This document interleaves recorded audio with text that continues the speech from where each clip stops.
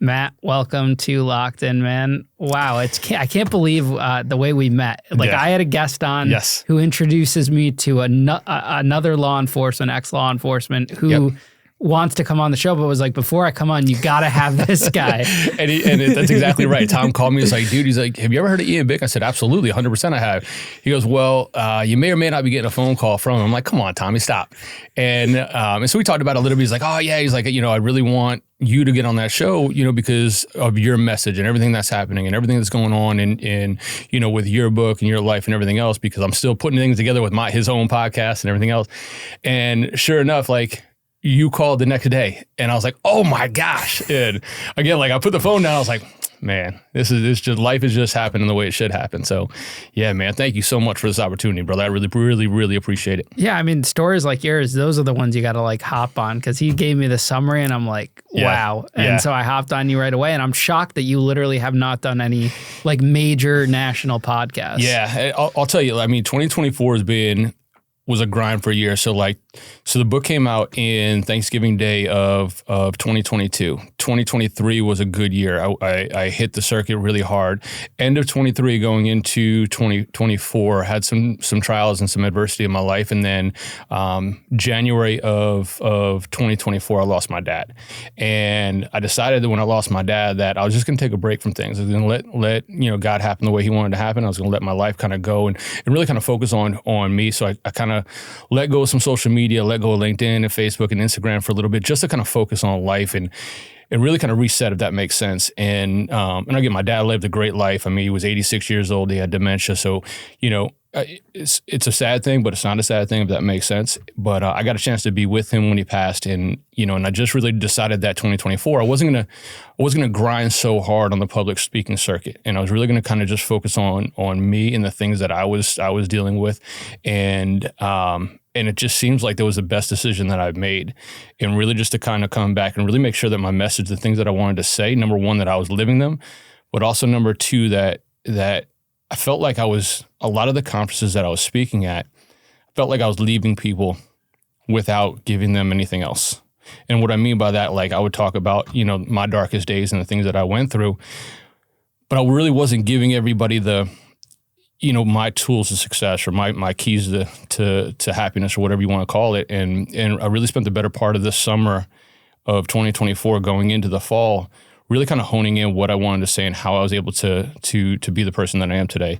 And not that the person I am today is anything, great or anything like that. It's just, but I'm alive. And how did I get here from writing my suicide note, if that makes a little bit of sense. And so I really just took 2024 to be very introspective about my life and who I wanted to be and what I wanted to accomplish. And so sure enough, man, I get to finish out 2024 with probably the most amazing opportunity in the world, being right here, man, sitting here in the studio with you. Man, and you brought me some delicious maple syrup from New Hampshire. Yes. That's going to be official. And you brought me a signed copy of your book. I want you to plug this in at the top of this episode. The name of it, where people can find it. Yeah, so my book is called The Journey to Midnight, and you can find it on Amazon. If you just Google Journey to Midnight, Undercover Cop, or The Journey to Midnight, Matt Griffin, that'll pop up. I also have a website called authormattgriffin.com, and you'll see some of my other speaking engagements, some of the different sizzle reels that I've done, and some of the different things that about me and my life and the things that I've accomplished. So would love to, and I think we were talking a little bit before, I just finished up with the screenwrite, and so I'm really excited for that. But so far, man, nothing but no's. But you know what? Every no's one step closer to a yes. So so every time somebody says, nah, it's not the right fit, no problem, because it will be the right fit for somebody, and looking forward to that. Oh, you hear so many no's. I was trying to pursue a book for years, and now I finally have an agent, and that came to me naturally, and any other stuff. The entertainment industry sucks. It's just it's slow going, but that's why when you create things and do podcasts and this, you push the no's to the side because they can't really tell you no. Right, exactly. And again, I feel like I'm objection proof, if that makes sense. For me, the way I look at no, and this goes back to a lot of different things that I went through, but I think, and I feel personally every time I hit that barrier, I'm just getting a little bit closer to the goal. And I want people to tell me no. I want people to challenge it. I want people to say, no, that's not the right fit, because it just inspires me to work harder and be better and to work on what the right fit is. And And I think when the yes comes, it's going to be that day, and it's going to be the perfect person at the perfect time with the perfect background for it. So absolutely. Did you grow up in New Hampshire? I didn't. Yeah, I grew up in New Jersey, northern New Jersey. I was born in Huntington. At the age of like 3 or 4, we moved out to New Jersey. So I grew up in northern New Jersey, and again, kind of crazy story. So one of 6 children.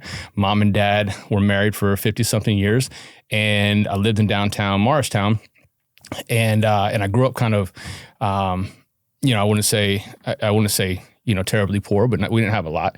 And I was a good lacrosse player. I was a good football player, a good athlete. I was a bigger kid, but the way I kind of grew up was more around sports and more around, different cultures and things like that. And so right around my 8th grade year, and stop me if I already told you the story or if you already know where I'm going, but so right around my 8th grade year, I'm playing lacrosse and I was scoring goals. I was a big, strong, so anybody that's familiar with lacrosse, early on, back in the early 90s, it was always quick little attackment and big, strong boys as defensemen.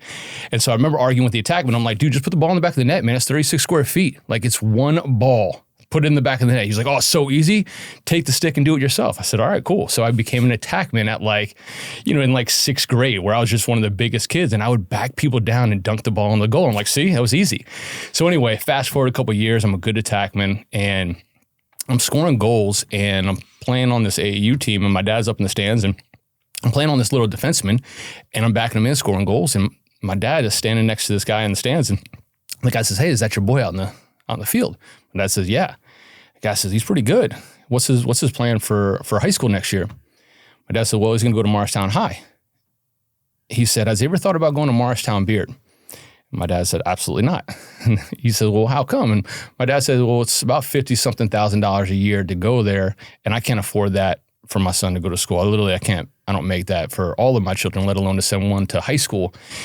And that guy's name was Finn Wentworth. And Finn Wentworth is a part owner of the Brooklyn Nets, career philanthropist, and also an alumni of Morristown Beer. And his son, I was playing defense on me.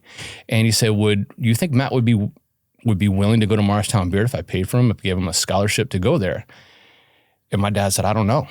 And that night, I knew something was up that night. We got home, dinner, kind of everybody kind of did their own thing for dinner, if that makes sense. We're all coming and going at different times. My 2 older brothers were also athletes. And so, but something was up because they stayed at the dinner table, right? People are usually just grabbing food and elbowing each other to get in and out. And they called me back to the dinner table, and it's both my brothers and my dad. And my dad says, he calls me by my full name. He's like, Matthew, what do you think about going to Morristown Beer? I'm like, Dad, I have no aspirations to go to Morristown Beer in any way, shape, or form. I really don't like that culture. I didn't really want to go to that kind of school. For us as younger kids, you looked at those kids as prep school kids, whatever the deal was. And he said, well, would you be interested in going there? I said, absolutely not. I want to go to Morristown High. I've grown up. I played in the Little League World Series with my Morristown High kids for baseball. We had a great football team. We had a great lacrosse team. We had a great baseball team. And these are kids that you grow up with, and you go through all these trials and tribulations. And now I'm going to leave them to go to Morristown Beard. And so my brothers basically, talked me into it, and they said, Matt, this is one of the best opportunities that you'll ever have. And so long story short, I wound up taking the scholarship, and I go to Morristown Beard, and I always call it my first undercover operation, right? I get my first day of school. So I find out the day before you go to school that you got to wear a shirt and a tie. This is the first scholarship class in Morristown Beard history. And mind you, Morristown Beard is known at this time in the early 90s for swimming and I can't remember what the other sport. Oh, ice hockey, swimming, ice hockey. They were over when it came to football and lacrosse. And so nobody tells me ahead of time, and I went to football camp before school opened up, but nobody wanted to tell me hey, you need to wear a shirt and a tie. So the day before, one of the other scholarship kids is like, dude, we got to wear shirts and ties. I'm like, shit, man, I don't have a shirt and a tie. Where am I supposed to go get one?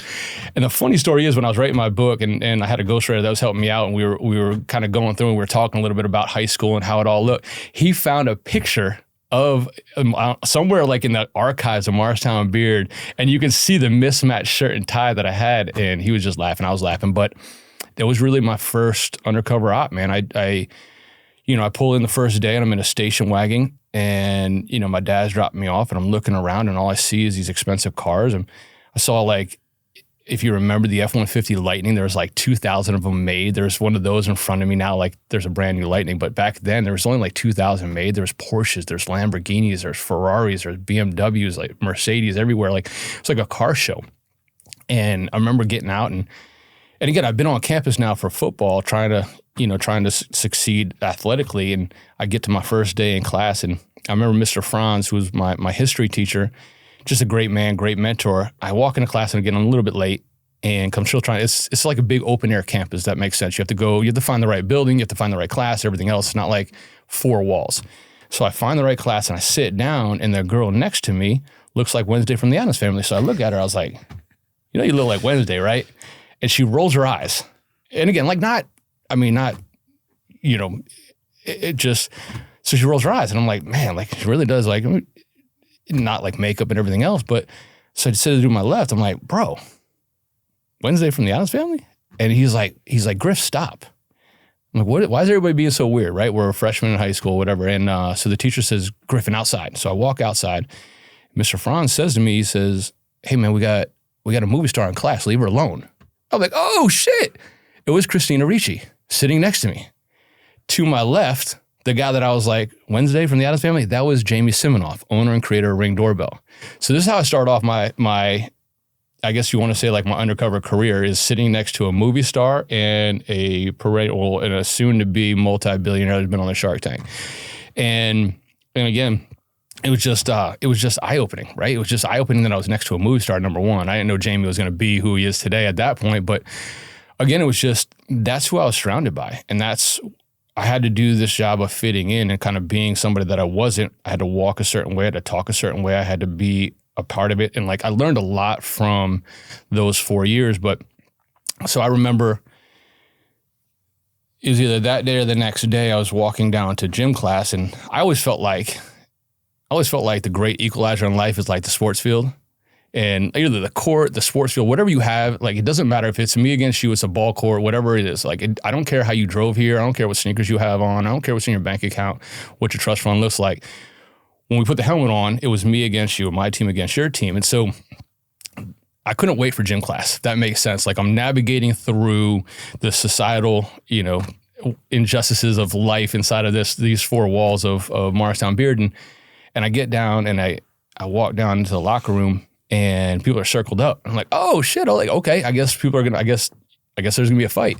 And I remember feeling actually excited that somebody else was gonna get into a fight, but unbeknownst to me, I was the one getting in the fight. The senior comes over, puts the bridge of his hat on my forehead and says, you think you're gonna take my starting spot on the football team? And me being a smart ass at that time, I said, I'm pretty sure I already did. And he punched me. And so it hits me, like, lit me up. This is an 18-year-old and I'm a 15-year-old. So he lights me up. He gets the best of me, like, real talk. He put it on me. Maybe he got a couple licks in there, but I have a black eye, I got a bloody lip. The teachers come down, they pull everybody apart. I'm like, this is not really going too well. My opening career at Morristown Beard isn't going so well, but I remember going to the principal's office, and I remember him saying to me, and I was thinking like he was going to apologize. I think he was going to say like, hey, like, this isn't going to fly here. But what he said was, this isn't going to fly here, and this is why people like you shouldn't be here. I said, people like me? And he said, yeah. He said, 3 days of out of school suspension. I said, I didn't do anything. I was walking down to go get changed to go to gym class. So please tell me what I did wrong, because I'm not sure what I did wrong. And so I don't know how to not repeat this. And, and it basically just blamed it on me from the background that I came to. And, I guess he wasn't a proponent of scholarship kids coming to Morristown Beard. And so I remember what it felt like Thursday, Friday, and Monday being on out of school suspension, right? And that means that I couldn't start on the Friday night football game that I worked really hard for. And on Saturday morning after the Friday night football game, I texted one of the guys on the team and said, like, tell me about the game. And he's like, yeah, man, first off, I want to tell you that I apologize. I'm like, for what? He's like, man, it's just fucked up that this guy started and you didn't. And it was the first time it dawned on me that he didn't get 3 days out of school suspension. The senior got a Saturday detention, and I got 3 days of out of school suspension. And I remember how that felt, man. I remember how I remember saying to my older brother, Neil, at the time, I said, dude, I shouldn't be here. This isn't right. Number one, I didn't start the fight. He started the fight. He gets a Saturday detention. I get 3 days out of school suspension. How does that work? And my brother said to me, he goes, man, they throw you to the wolves, man. You just need to come back. You need to lead the pack. And I know it sounds kind of, cliche today, but that had a big impact on me. And I would say like that's the point in my life where I decided that I wasn't gonna follow other people. I was gonna choose my path in this life. And I can tell you that's the first and only varsity football and lacrosse game that I didn't start. So, wow. And for 4 straight years, I wound up being the senior class president. I wound up being recruited to play sports in college, and decided that again, there's some other things that go on inside of there, but I decided that I didn't want to live that life. I didn't want to do what these other kids were doing, and so I decided that I was going to join the Navy. And so I know I went off on a tangent, man. I'm sorry. All right, hold up. You know how everyone says healthy food is either boring or just a hassle? Yeah, that's not the case with Orgain. I'm here to tell you that I found a protein shake that actually tastes incredible, and it's packed with real nutrition that's going to make your life so much easier. Trust me, this is the good stuff. This podcast is brought to you by Orgain, and if you haven't tried their 30-gram protein shakes yet, what are you waiting for? These things are protein-packed, delicious, and made with ultra-filtered protein. Plus, they've got all 9 essential amino acids. No added sugar, no weird aftertaste, just pure, satisfying fuel. I've been using Orgain for years since I got out of prison. In fact, I love it so much that when I got the chance to partner with them this past month, I spent my own money to stock our entire studio with Orgain shakes and protein bars for our guests. Yeah, you heard me right, my own money. That's how good this stuff is. We've got a stash in the fridge at all times because it's easy, tasty, and keeps us all feeling great. My personal favorite is the chocolate. Seriously, if you're looking to fuel up, recover, or just get more protein into your day, Orgain's 30-gram protein shakes check all those boxes. I had one this morning and I'm still smiling from how good it tasted. It's like a milkshake, only it's good for you. No mess, no prep, just grab and go. Throw one in the car, take it to the gym, whatever works for you. And I'm not just saying this because they're a sponsor. I genuinely love what they stand for. Orgain is all about high-quality ingredients, no added junk, and making sure you get the nutrition you need to perform at your best. I'm all about that. So listen, if you want to experience the magic of Orgain for yourself, head over to Orgain.com/Ian Bick and use code Ian Bick for 30% off your order. Yes, you heard that right, 30% off. But you've got to use my code Ian Bick. That's 30% off your entire order. Just go to Orgain.com/Ian Bick and use my code Ian Bick at checkout. Don't wait, fuel up, and thank me later. Now let's get back into today's episode. No, that's what the podcast is all about. Yeah. What I love about that story is the power of right time, right place. I mean, if you were never at that game that day and your dad wasn't there, no one would have been talking to that other guy, and it all worked out. Right. That's the power of that. That's so cool. Right. That could have altered your whole life. Who knows if you would have even joined the Navy. Yeah. You just never know. And now taking another step, right? And now we can take it another step too, because I look at that as one of the at the time I looked at it as one of the worst decisions I was ever made by my parents for me and everything else. And I look back at it now as one of the best, because here's the deal: like fast forward 20 years, and if the things that happened at Morristown Beer didn't happen, I wouldn't have been successful in an undercover life. I wouldn't have been successful as a police officer. I wouldn't have been successful or alive in certain situations where, because of what and the culture that I was able to be in and the ability for me to see certain things that I would never have been exposed to at Morristown High, I was able to succeed inside of those certain circumstances as an undercover cop. And that, I looked, and it's interesting when I released my book, I never read it all the way through, if that makes sense. Like anybody that's written a book kind of knows what I mean, but like I knew that I had one chance to tell my story, and I would write full chapters, and then I would get up on a plane, and I was traveling for work at the time, and I would get up on the plane and I would read the chapter. And if it wasn't exactly what I wanted and how I wanted it to say, I would delete the whole chapter and not save it. Because if I saved it, I would just rewrite certain things. And so I've written that book no less than probably, 100 times. And so at the end, when I finally I always say my scariest day was Thanksgiving Day of 2022 when I hit the publish button. But when I finally read it all the way through, it was like this epiphany. Holy crap, man. Like, if this didn't happen here at Morristown Beard, I wouldn't have lived here in the undercover world. If this didn't happen in the Navy, this. And it was so clear to me that there was an intelligent design between in the lessons that I learned and how I was able to stack those, all those learning lessons in from it. So, again, at the end of the day, when I do a lot of keynotes, I call my keynote the treasure inside of the trauma. And so all the traumas that stacked up and all the obstacles that were presented in front of me for every single chapter wound up being the opportunities that I have today, and the opportunity to succeed, the opportunity to live, the opportunity to breathe another day. And I'm grateful and I'm blessed. I still keep up with a lot of people at Morristown Beard, and I'm so grateful for some of the lessons that I learned there. Were your siblings, did they have any animosity towards you for going to that school and they didn't? No, I mean, I think, so I only have a younger sister, and today we're the best of friends. And I think my older brothers were proud. So my older brother, Neil, coached me in football. And he just always kind of saw the talent in me. He saw that I was just one of those kids that was always playing a sport. So like a lot of kids, like my kids, they're plugged in all the time, right? Like I was never that. I was always at the park. I was always, depending on the temperature, I was playing one sport or the other. Sometimes, lacrosse and baseball at the same time in the same season. I was always doing something. And I think he just really wanted me to succeed. And I remember like in 7th grade, he had me write these things down, like my goals that I wanted, 7th grader. I think most of my goals revolved around girls, but he was like, nope, I want you to focus on you're a talented athlete. And so, that was my brother. So they're always so passionate about me getting more out of life and getting more out of the opportunities. And he wound up to playing Division I lacrosse at Holy Cross. But yeah, so I wouldn't say that they were. I would say that they were my biggest champions. What did your parents do for work?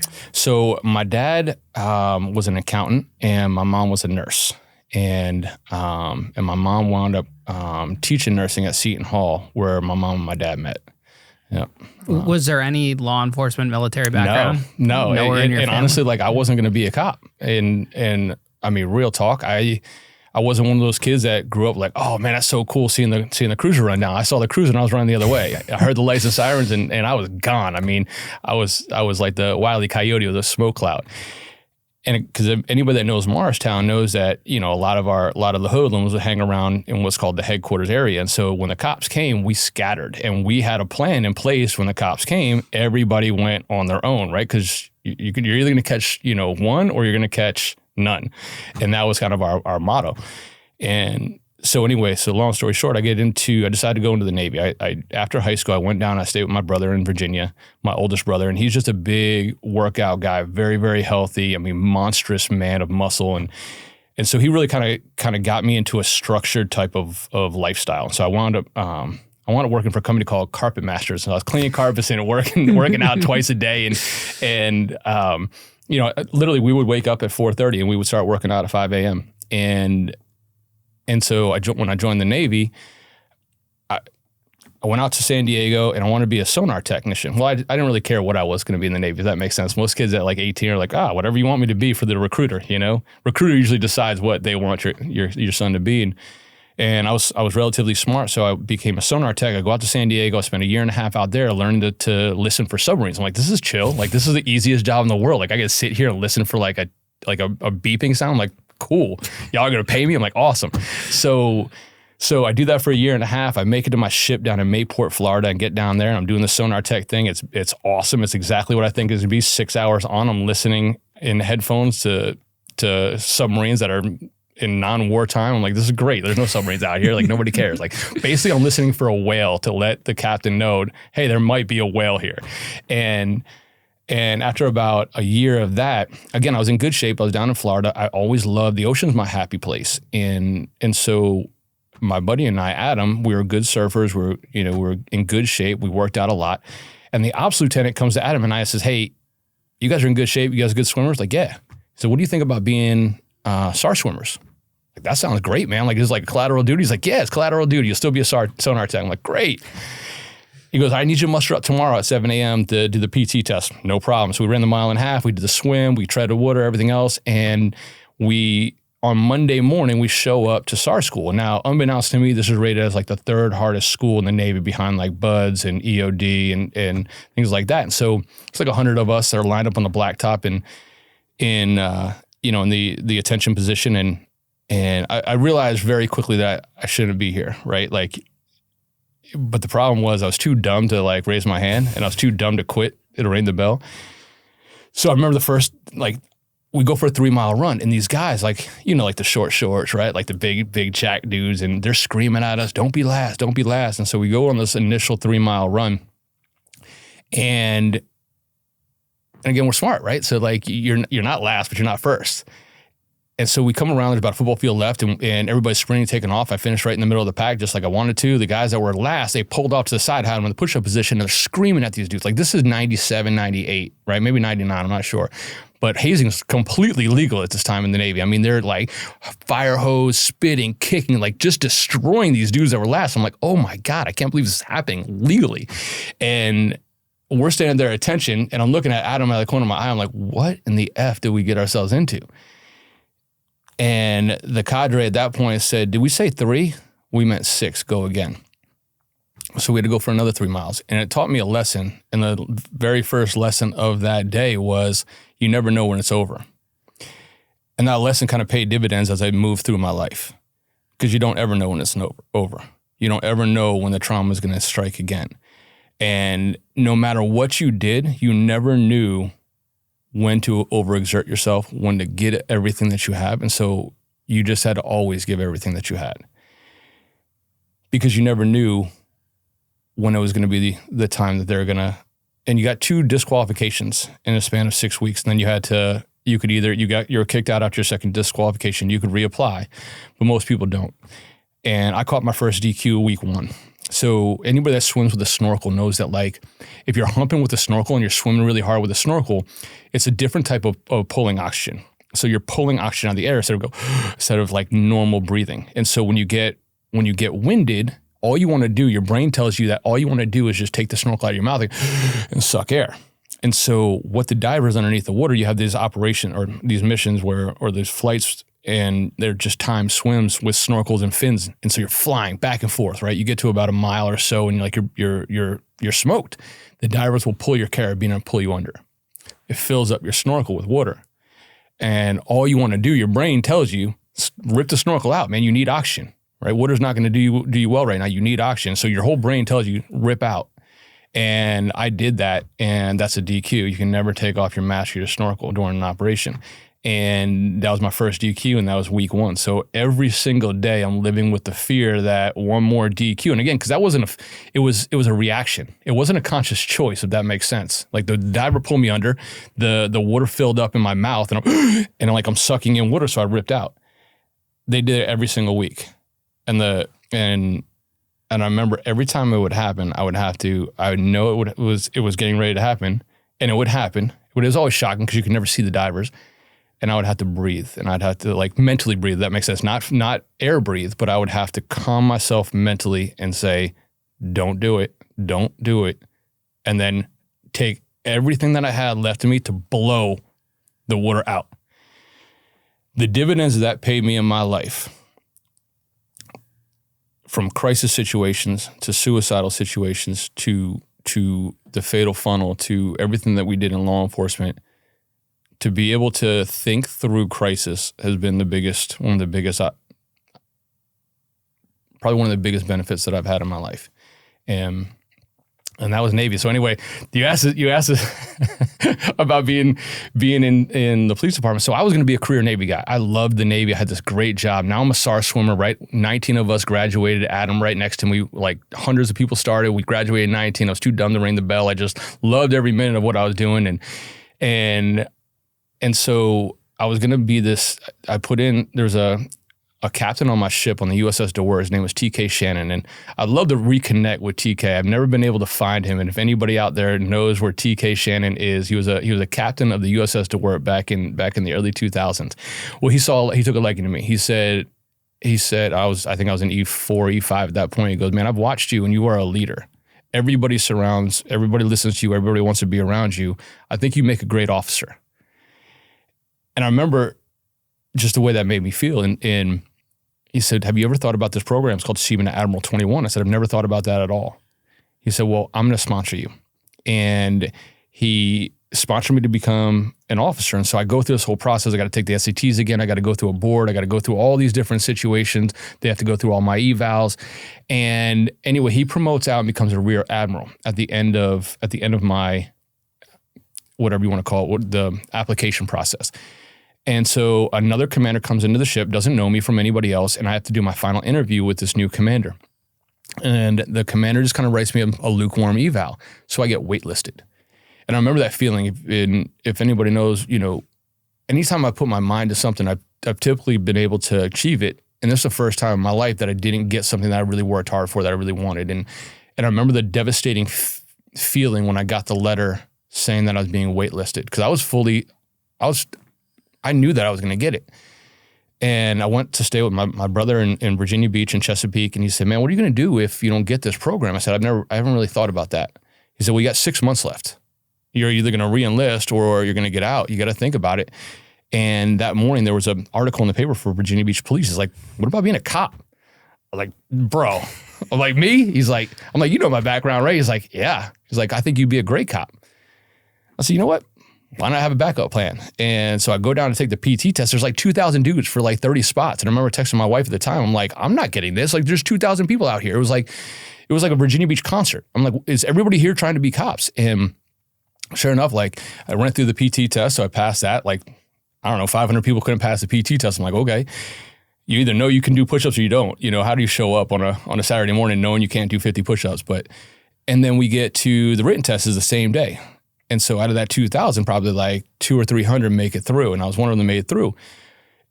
And then a month later, they called me back for the polygraph, for the interview process, for the written, for other things like that. You had to go through like scenario-based training.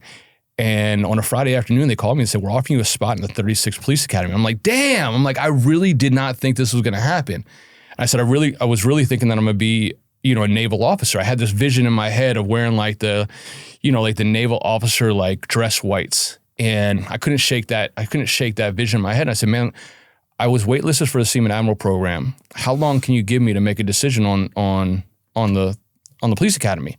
It was like Friday at like 4 p.m. He's like, I can give you about 60 minutes. How about 5 o'clock? I'm like, bro, come on, man. Help a brother out here.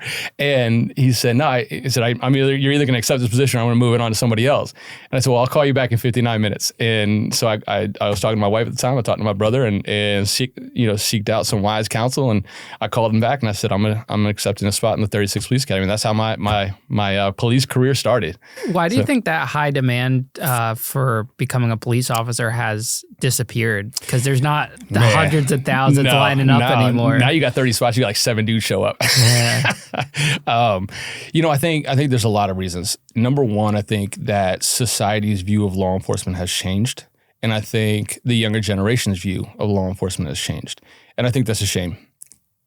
I'm so proud of my law enforcement career and the things that I've done. And again, a lot of trials, a lot of adversity, a lot of things that I've accomplished. And again, my life would be a lot different if I stayed in the Navy. I'm sure of it. When Adam stayed in the Navy, was a Master Chief when he retired, Senior Chief or Master Chief, I can't remember. But I think that you go through a lot, and I think the younger generation is honestly very, very intelligent.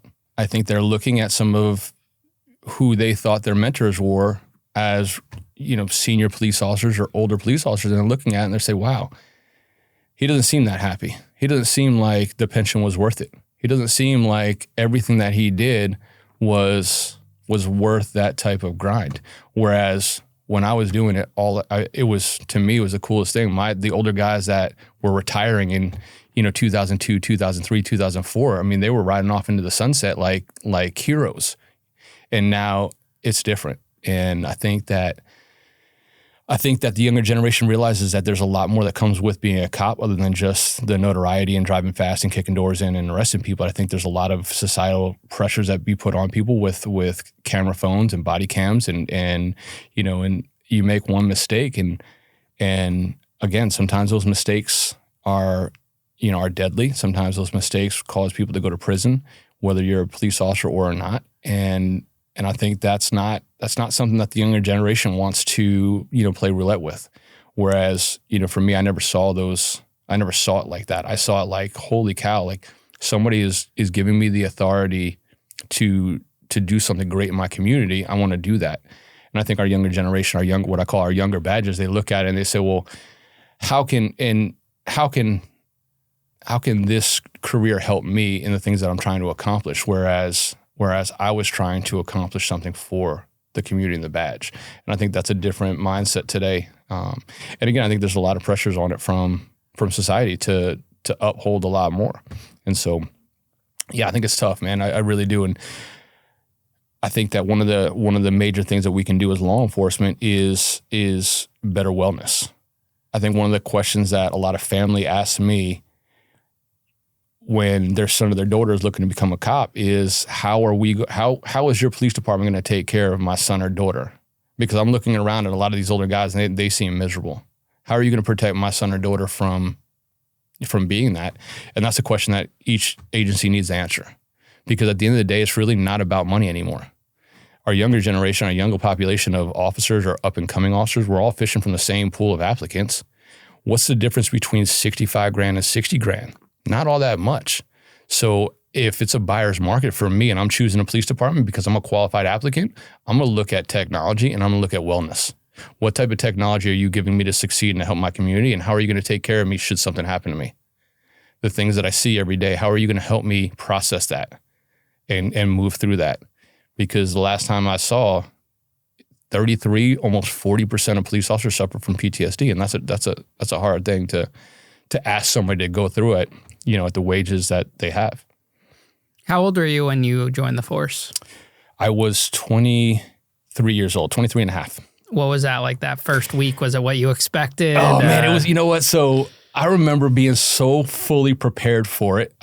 So for the PT test, you had to run a mile and a half. And so your first day in the academy, they do an entry PT test. And so I finished first on the run. And I remember we had this cadre. His first name was Rock, and I can't remember Rock's last name, but he was just a great dude, man. Oh, Rock Eason. Rock Eason was the man. Just a rugged dude, just somebody that I trusted, wanted to be like, right? And he was just in crazy shape. And so I humped out like a 9-minute mile and a half, and like he was pushing me the whole time. So I finished first on the mile and a half in, and so he just had my back that whole time. Like right from the first get-go, he's like, yeah. And I knew what they were trying to accomplish, if that makes sense. Like I knew the breaking point, and they were trying to push people into their breaking points to see how they're going to react inside of that crisis. But I already had that crisis. I already had the ability to work through a crisis. And so I kind of understood the mentality of what they're doing, but I loved it, man. I loved the police academy. The best friends of my life are still there. And I'll give a shout out to one of my guys, man, because leaving the academy, he's still one of my best friends today. He's an air marshal. And you do your exit PT test, and I finished second to him. He said he was going to beat me, and he did. He ran an 8:30 mile and a half, and he beat me. And it's his claim to fame to this day. So every time I see him, like he'll probably text me right now and say, "Yeah, but who finished first going out of the academy?" I'm like, "Yeah, you got it, Muzz." But I loved it. I loved every day of there, and it was cool, man. I was able to finish at the top of my class, and I chose a great precinct. I went to the 3rd precinct, and and I look back, and it's like, it's really where kind of my life started to kind of unwind. And if that makes sense, I was really passionate about what I was doing, and everything in my life. If I do something, I go 100 miles an hour into it, and it's just a mindset I've always brought to everything, and that's what I was doing there. But yeah, early on in Virginia Beach history, it was difficult, man. And, I remember my first day on my own and so you go through field training. So you go through the academy, and I was one of the top, finished the top of my class. I got to choose my precinct. So I choose the 3rd precinct, and I go through my field training. Field training is 3 months, month with 3 different police officers to essentially train you. And the feeling of like when you're driving alone for the first time, so I got certified, like, you typically have your bag right next to you with all your stuff in it and everything else, but like during field training, it goes in the trunk. And so anytime you needed anything, you had to go to the trunk. And so it was just the nicest feeling in the world not having somebody sitting next to you. And because everything you did during field training, they're dinging on. If you didn't put your blinker on, if you didn't put your seatbelt on, if you drove in too fast. And it just felt nice to like, I remember like driving out of the station all by myself, like, yeah, man, like getting up on the highway, like, whoa, and just letting it go, right? Like, yeah, nobody's dinging me today. And, you know, making left turns at the signals, like, yeah, where you at now? And about midway through that day, I remember the call came out. I was in 330 zone, which is like shore drive down in Virginia Beach, and the call came out, and I still remember the tone, like, doo-doo-doo-doo-doo-doo-doo-doo. And it was a 21-year-old kid, unconscious, not breathing, what they call code gray. And so I fly down to shore drive, and I remember going into the condos. I can still see it to this day, and I go up the stairs, and I go to the left, and I go running in there, and there's this young man. He was 21 years old. He stripped himself down naked, and he shot himself in the head. And I remember that was like kind of the first time that I really, you know, saw all the blood, the coagulated blood underneath this man's, you know, brain and everything else. And at that time, Virginia Beach, you had to kind of search the body and make sure it wasn't anything like suspicious, make sure there was like, you know, another gunshot wound someplace. And so I'm moving the body around, and I saw the corner of a note from the coagulated blood. And so I moved the note out, and I remember the beginning of the note, and I can remember it said to. And I would imagine it meant to say like to whom or whatever, but I don't know what the next word was because the rest of it had gotten washed out with the blood.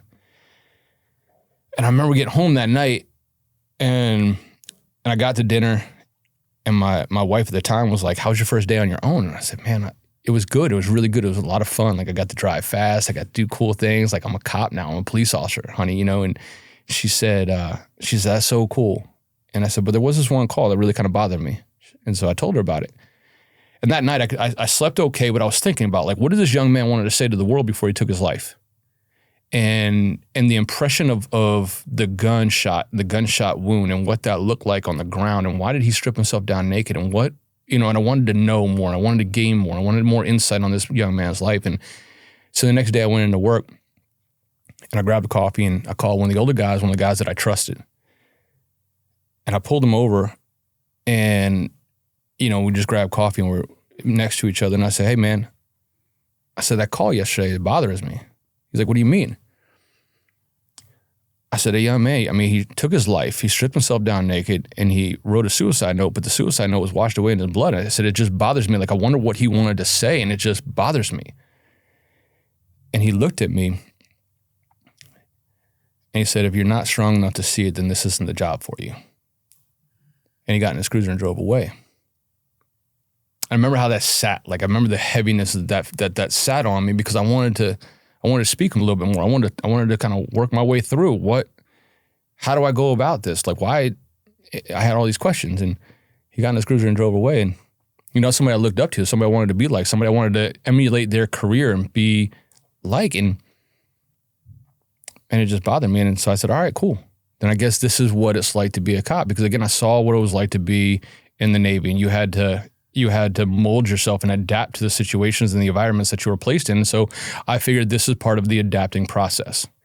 No bigger lie was ever told to me. And you fast forward about 2 years later, and I was on what's called like a jump out squad, or like a community oriented policing squad. And it was Christmas Eve, and I'm driving down Hampshire Lane, and I see my buddy in the front yard playing with his son. And then we were in the Navy together. So I pull over. I'm like, "Yo, man," I'm like, "What's going on, bro?" He's like, "Dude, what are you, a cop now?" I'm like, "Yeah." And like, "Are you stationed at Norfolk?" He's like, "Yeah." I'm like, small world, man. I'm like, "Is this your son?" And again, like, I've been a cop now for, 2+ years, 3 years, whatever. And he said, "Yeah, this is Benny Jr., man. Meet Benny Jr., meet Officer Griffin." And so we talked, we chopped it up. He's like, "Come on inside. I want you to meet Brittany, my wife. I want you to meet my 6-month-old. So I go inside and meet them, and, we're chopping things up. And he's like, what are you doing for Christmas?" I said, "Man, I got to work. I'm a young badge." He said, "Well, I got a whole bunch of people coming over. Why don't you come grab you a plate, meet the family. We'd love to feed you, whatever the case have you." And I said, "I will definitely do that, man. I'm going to be right here tomorrow." And I was around the corner, and I was writing down license plates at this drug house. And sure enough, on Christmas Day, I did that. And I remember going in the kitchen, and little Benny Jr. was chopping up Christmas cookies, right? And I remember he gave me a Christmas cookie, and he looked at the gun that was on my hip, and his eyes were like, it looks like a cannon to a young child. And he said, are you a police officer? And I said, yes, sir. He said, that's so cool, man. Or he just said, that's so cool, in his little, like, 2.5-year-old voice. You fast forward a couple more days, and it's New Year's Eve, and I was at the same area, right now, plates, at the same house, around the corner. It was about 4:30 p.m. and the call came out. Units 325, Units 326, responded 767 Hampshire Lane, 2.5-year-old code gray. Wasn't my call, but I remember thinking to myself, like, that's a really crappy call for New Year's Eve, man. If you're not familiar, code gray means unconscious, not breathing. 10 seconds went by, 20 seconds went by, 30 seconds went by. Damn, that's Benny Jr. All of a sudden it just dawned on me, hit me like a ton of bricks. I dropped the car in the drive, drove up on the front lawn. I was still the first officer on scene. I go running in the house. Brittany's screaming. She's pointing to the bedroom. She had taken the 6-month-old and had gone into the bathroom to take a shower, and she put on Willy Wonka and the Chocolate Factory in Benny Jr.'s room. And Benny Jr. climbed up onto the windowsill, and he grabbed the blind cord, and he wanted to swing from the windowsill onto the dresser. And as he swung, the blind cord, which was one of those circle blind cords, caught him around the neck. And so as I brought him down, I started doing CPR. And I remember praying. I said, in my head, I said, God, don't do this. Don't do this. I've gone to church every single Sunday. I prayed every single night. I've said my prayers. I've done everything that you've asked me to do. Please don't do this. And at one point, I got a breath.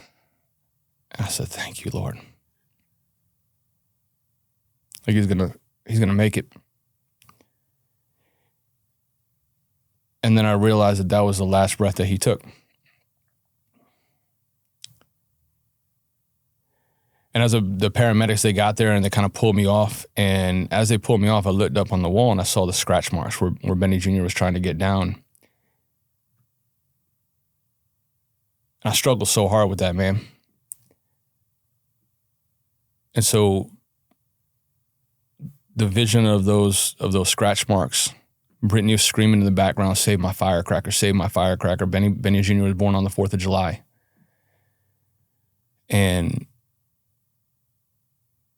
But again, if you're not strong enough to see it, then this isn't a job for you. And so I ate that. And for years, man, I didn't tell anybody that I blamed myself. And again, I don't know that anybody will ever be able to convince me that if I didn't respond the moment the call came out, that I wouldn't have saved his life.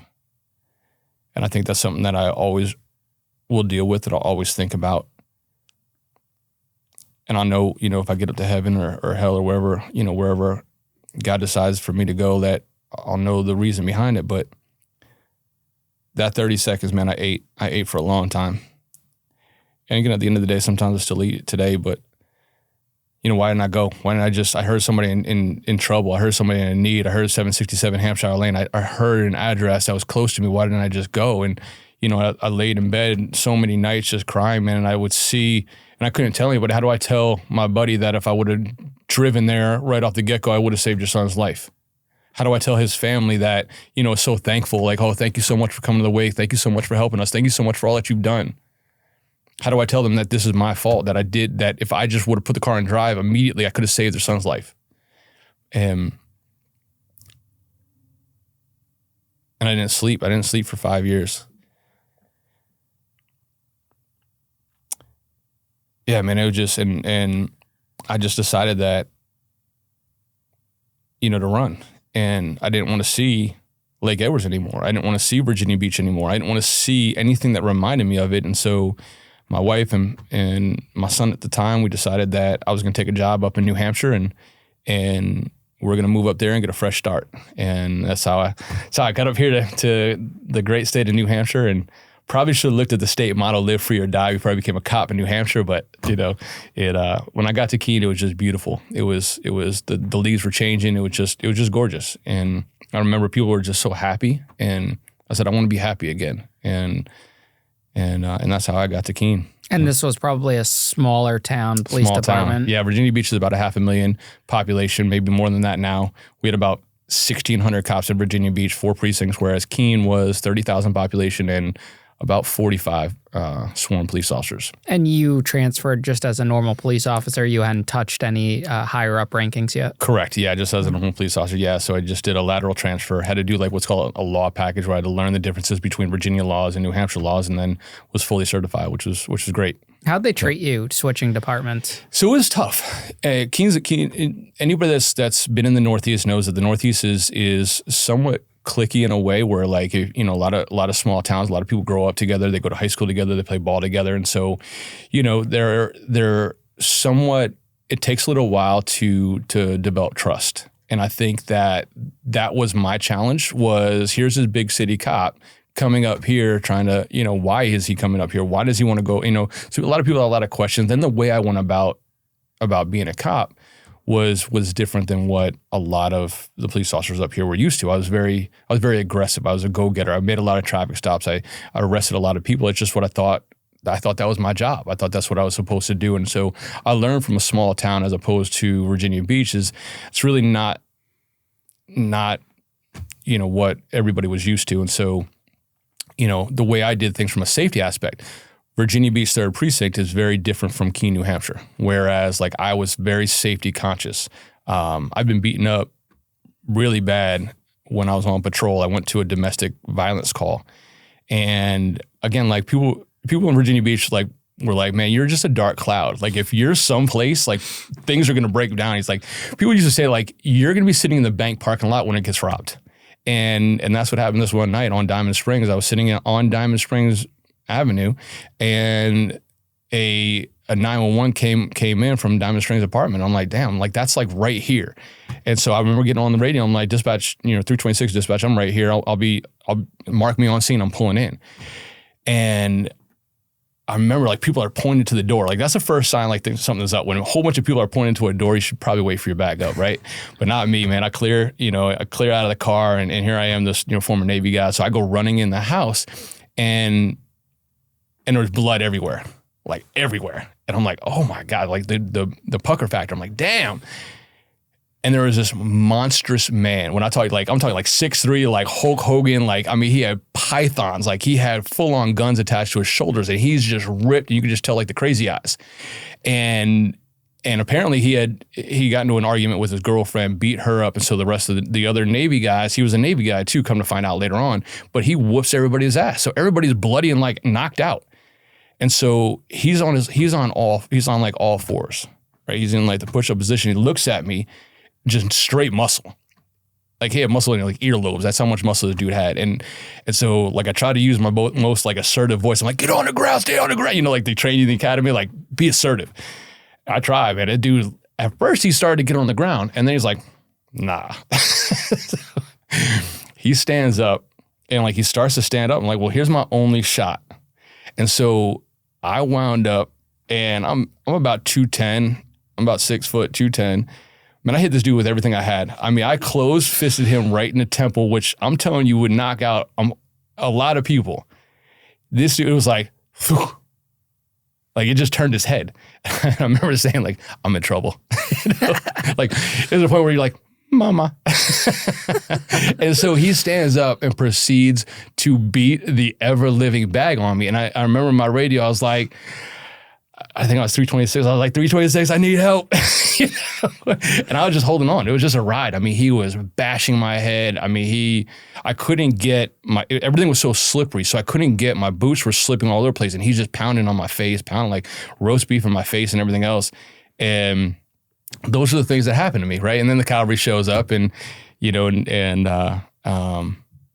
but yeah, those are the things that happen to me, man. Like constantly, you know, if I pull up, you know, there's a felony happening, and that was kind of my life. But it was different in Keene. It was more about a community. It was more about going to the calls that you were called to.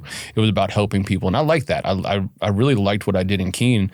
And, I became the SRO. Now in Virginia Beach, if you were the SRO, you got put out to pasture as being the SRO. It was like the older cops that didn't want to shag calls. Whereas, I'm still a younger cop in Keene, and I was able to be the SRO. I still keep up with a lot of the kids that I was the SRO. I coached lacrosse there and really loved it, man. That's a school resource officer? Yes. Okay. Mm-hmm. Yep. So tell us about the transition from that then into Undercover, because I feel like most people don't transition from that. Yeah. And so, I was fully set on staying as the SRO and just kind of it was a day shift job, 6 a.m. to 2 p.m. It was perfect. Coaching lacrosse, I was loving these boys. My sons were growing up as lacrosse players, and they said 4 years and that's it. And at the end of the 4 years, I got back into patrol, and the opioid epidemic started really to hit.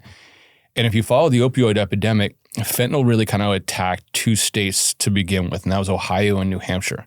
And these kids that I was mentoring at the high school were wound up getting addicted to pills, and they wound up overdosing and getting hooked on all these different things. And I remember all this stuff bothered me, and so they came to me and they said, are you interested in doing the undercover thing again? We were having a serious problem when it comes to the opioid epidemic. I think we had a 1,600% increase in opioid-related deaths and fentanyl-related deaths. And I decided, I said, let's do it.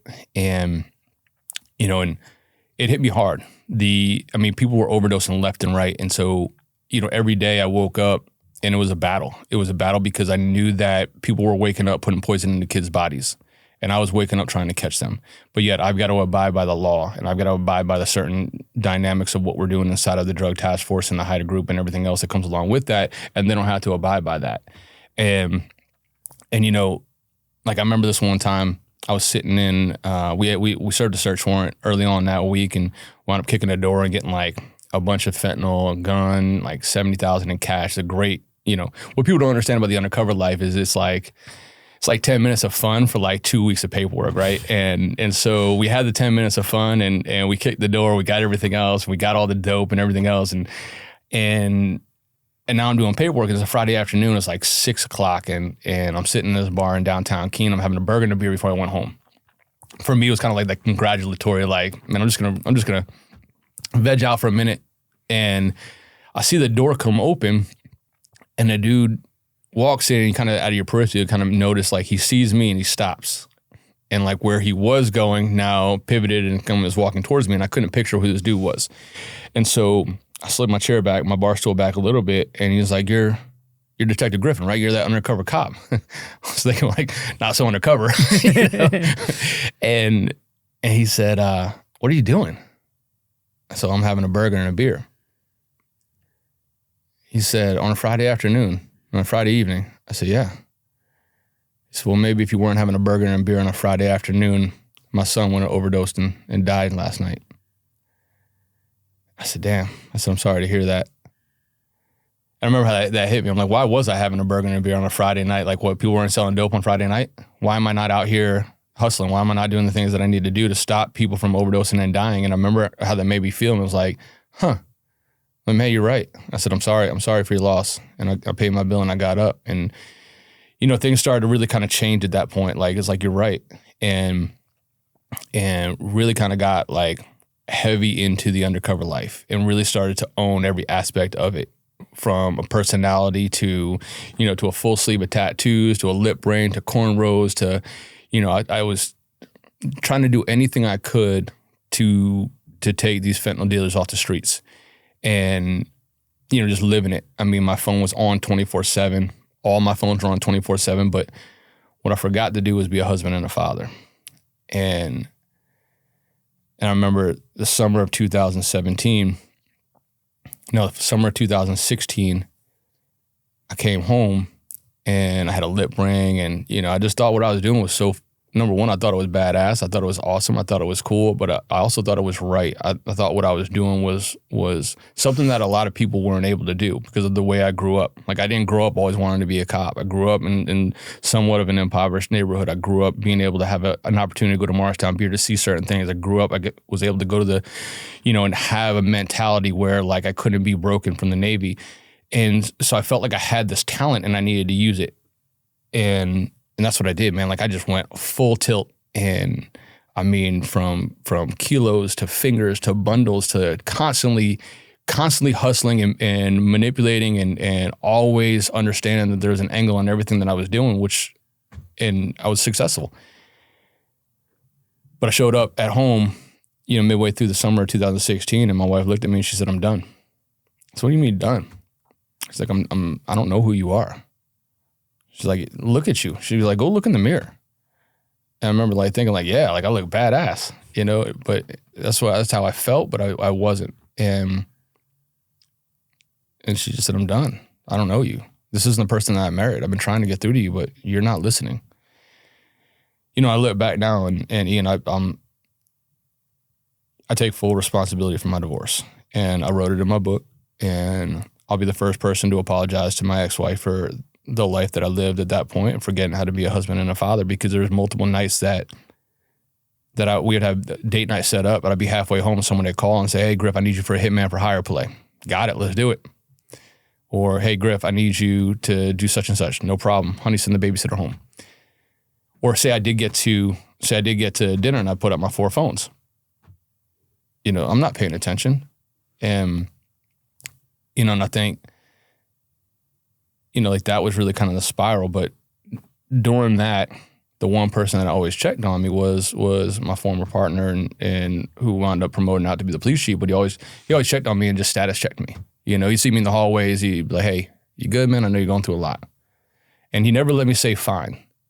Like fine to him meant feelings in need of expression. So if I said, "Nah, man, I'm fine," and just the way everybody always does, and that meant that we had to come talk. Like he would pull me into the roll call room. We'd go out and chop it up and go have a cold beer, and he asked me like, "Man, what's going on? Talk to me. How you doing? Let's have a real talk." Yeah, he was just always there for me, man. And I remember that divorce was tough.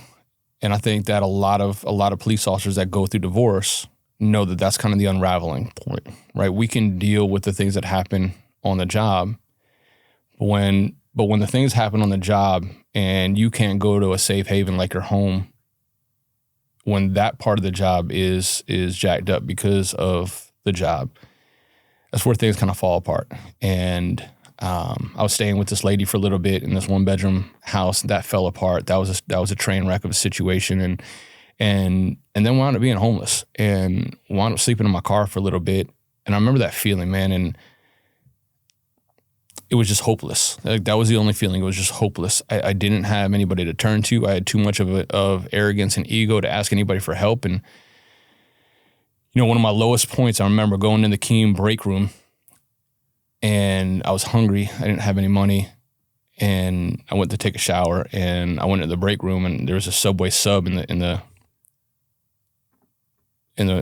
break room refrigerator, and I took it and I ate it. And I remember what a piece of shit I felt like, man. And I remember saying to myself, this is rock bottom. I just ate somebody's sub and now I'm gonna go out to my car. And that afternoon I went out in my car and I called for help. I called the number that was given to me, like it was posted on the wall, the break room wall. It's called EAP. And I called the number and I got put on hold for a while. And then finally somebody picked up and I said, I need to talk to somebody. I'm not feeling good upstairs. I'm really not feeling like I have any hope. And she said, "You want to go see somebody?" I said, I really do. And she said, "Well, I don't have anybody in your area." I said, "What does that mean?" She's like, "I can have somebody call you." I said, "Well, so I can't go." She's like, "You can go to the hospital if you want." I said, "Well, I'm not going to the hospital because then I can't be a cop anymore." And I said, "I just want to talk to somebody. Is there anybody that I can just talk to and just explain what's going on in my life so somebody can listen?" And yeah, she really said no. Well, she said, "I'll have somebody call you." And I never had, nobody ever called me. And I remember how I felt at that point, man. Here I am, rock bottom. I just ate somebody's sandwich. I'm still dealing with Benny. I'm still dealing with not sleeping. Now I'm dealing with not being married and what that looks like from a life perspective, how you unravel 15 years worth of a life together and everything that you have. My kids are starting to look at me like I'm a failure.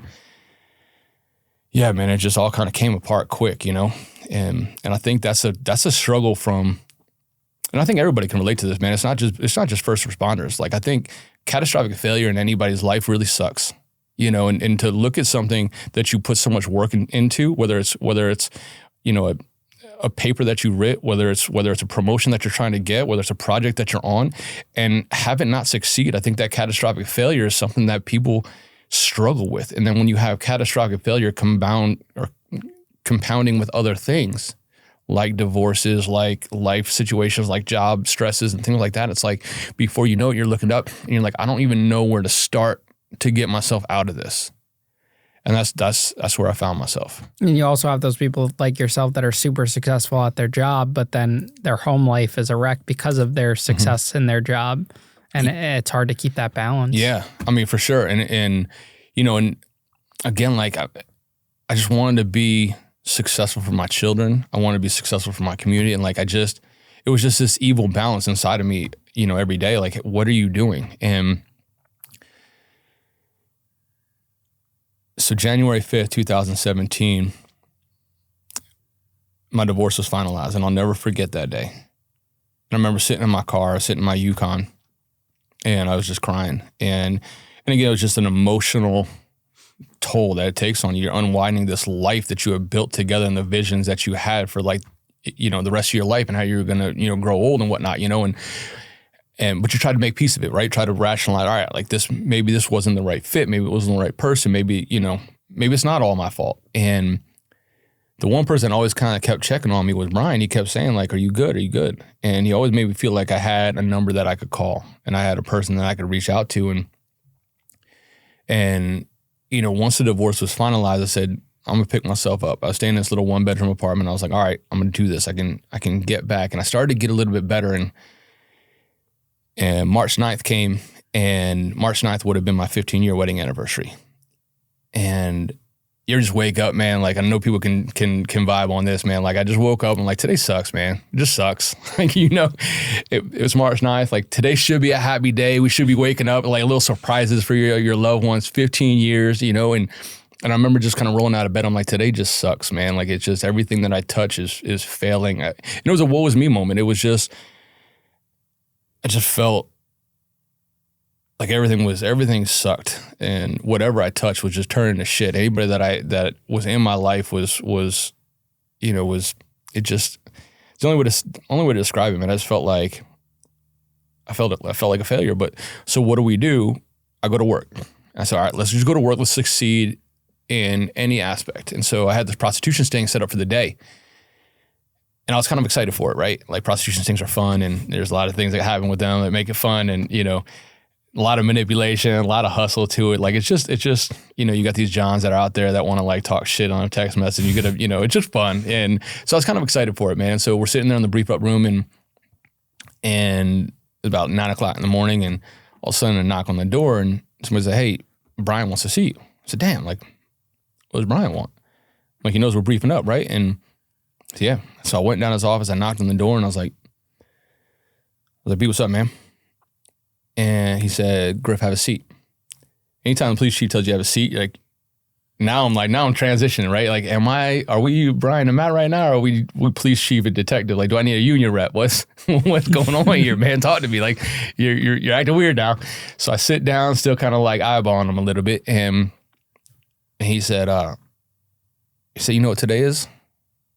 Referring to what would have been my 15-year wedding anniversary. I said, yeah, sure do. He said, man, are you all right? I said, I'm good, bro. He said, Griff, I'm going to ask you again, man.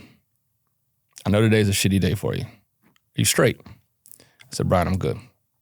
He had this way of like raising an eyebrow, right? And so he would raise that eyebrow. I was like, your time to speak if you wanted to say something. And so I looked back at him. We awkwardly stared at each other for like that, 5 to 10 seconds. And he said, if you're not mentally prepared, you're not physically ready. So you tell me now and I'll comp you out for the day. No worries. I said, Brian, I'm straight. You know what I didn't say? How are you, bro? I know today sucks for you too. How about we get done with this operation, me and you, we go chop it up, have a cold beer. I never got a chance to say that. 2 hours later, Brian went home and shot and killed himself. I eat that. I eat the fact that I didn't say, are you all right?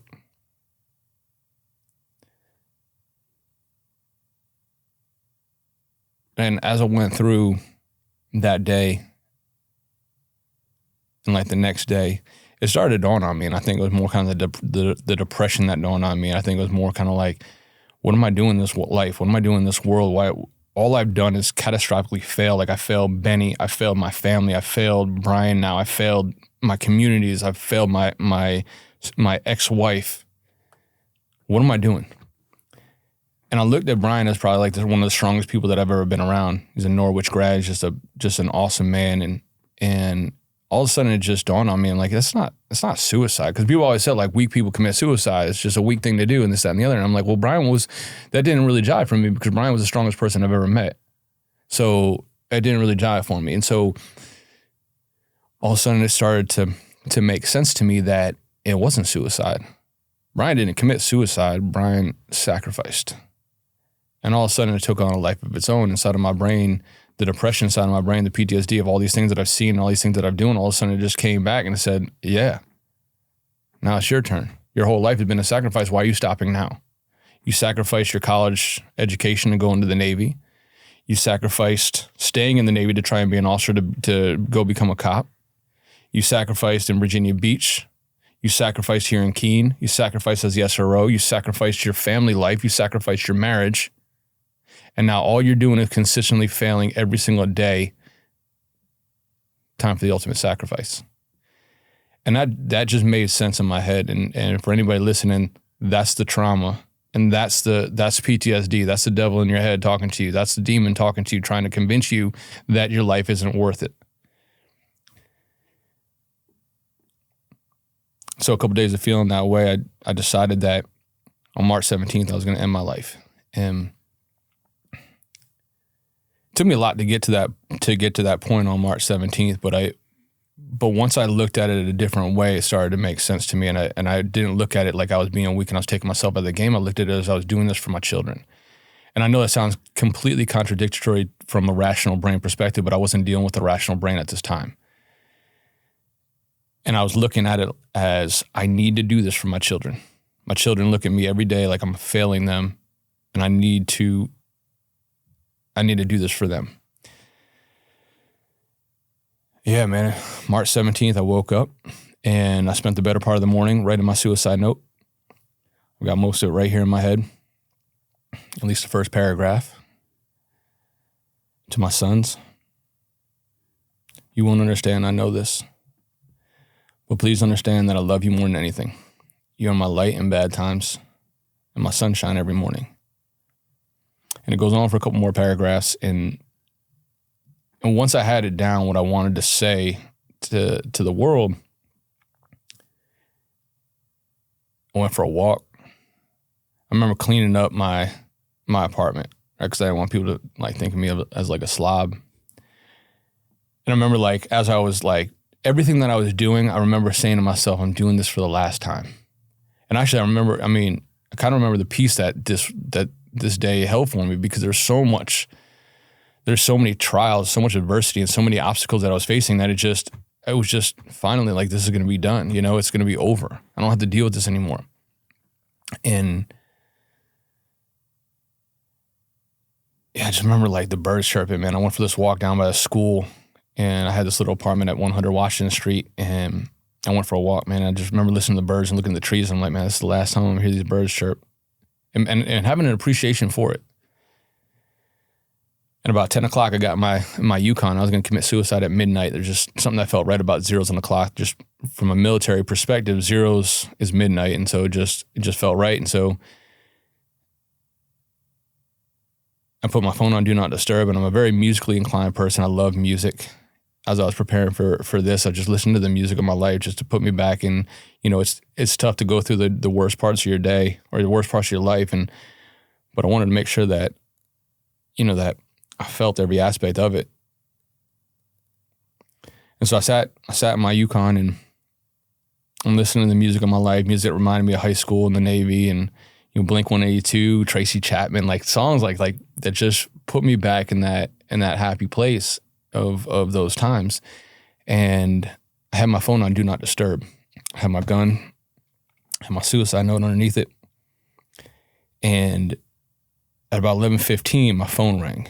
And it scared the shit out of me, real talk. I mean, because I had it on Do Not Disturb. I didn't know if you called inside of a minute, they would break through. And I had like the stupid rap music on my phone as my ringtone, you know, like everybody back. And because I thought I was like this ghetto, like undercover cop. And so it shocked me. It really, and so I pick it up and like my first reaction was to hit the answer button. And it was my buddy Ben. And he said, Griff, I've been trying to get a hold of you, man. And like he just started rattling. He's like, I've been trying to get a hold of you, man. What are you doing? I said, nothing, man. He said, man, I'm trying to get a hold of you. Why don't you come over, man? Let's have a beer, man. I know you're struggling. I said, Ben, I'm good, man. I said, why don't we catch up tomorrow? I said, I got a couple things I got to take care of tonight, and why don't we catch up tomorrow? And to explain who Ben is, Ben's a deputy chief now or a lieutenant. I can't remember. Like he's an up and comer. He's hopefully going to be the next chief of police in Keene, New Hampshire. But he's the type of guy that when you hug him, he freezes up, right? Like I'm a hugger, man. I'm gonna tell you I love you. I'm gonna, you know. And so on the phone, he said, hey, man, before I let you go, I want to tell you two things. So number one, I want to tell you that I love you. And I want to tell you that there's light at the end of the tunnel. And as you're going through what you're going through, I want you to know that I'm here for you. I remember how that hit me. It just hit me different. Hit me different from what everybody else had been saying, like, oh, it's going to be fine, it's going to be fine, it's going to be fine. And it just hit me different. Like I had somebody that was going to be there for me. And at about 11:17, I made the best decision of my life. I decided if today's a good day to die, so is tomorrow. And I pushed my suicide off for a day. I went over, I had a beer with Ben. We wound up playing some NHL hockey and just talking shit and just having a little bit of fun and just laughing a little bit. And, you know, March 18th came and I said, you know, if today's a good day to die, so is tomorrow. March 19th, March 20th, March 21st, March 23rd. All these days kept going by and every day I'd wake up and like, well, or I go to bed at night, I'm like, yep, I can push it off one more day. I can make it one more day. I can breathe one more day. And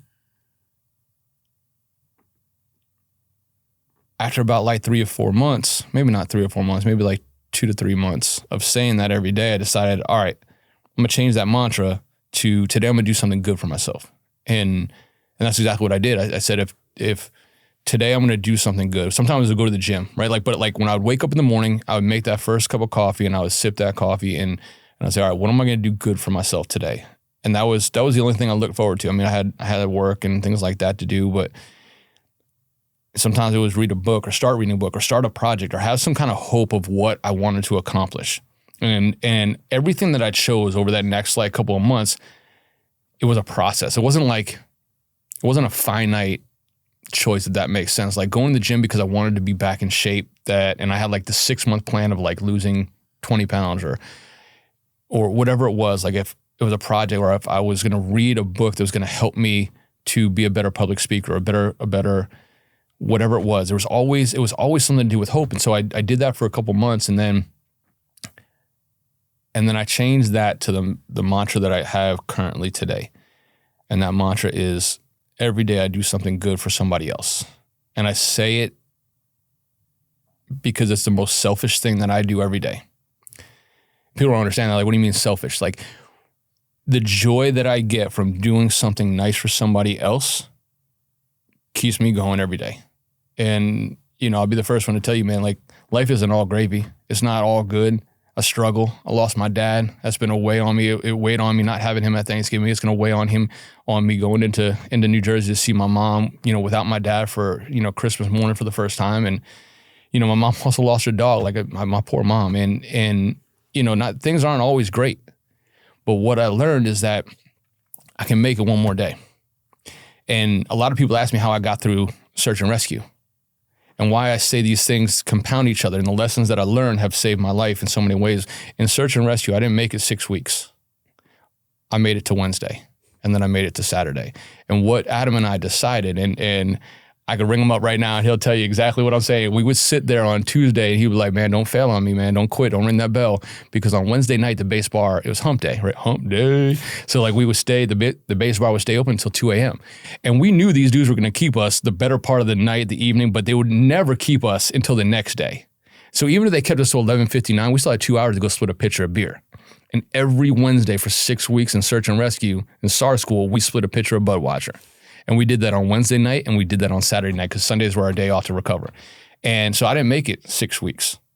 I just made it until Wednesday. And on Thursday morning, I didn't make it 6 weeks. I just made it to Saturday.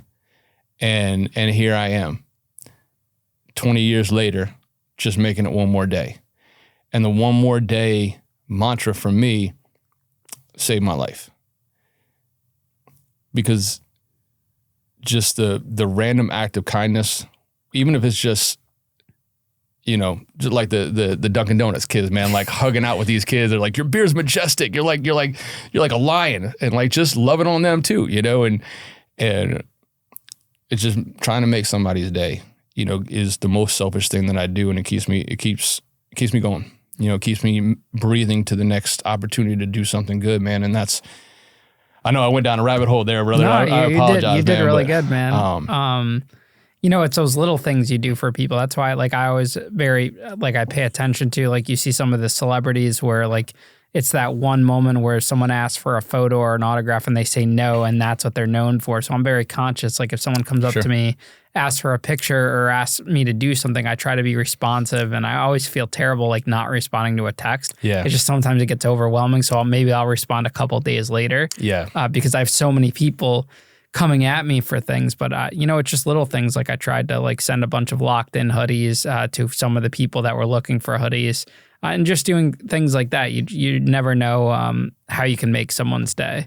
I want to do more in 2025, paying for someone's meal, or paying it forward, doing those little things like that, because those have really, really big impacts, because there's so many shitty negative people out there that when you do those things like that and you're kind to people, it goes a long way. Real talk, man. And that's the truth. And, I'll tell you, for the listeners that are at home, we could save a life today. And I can promise you that, because my life was saved by one person taking the opportunity to make a phone call.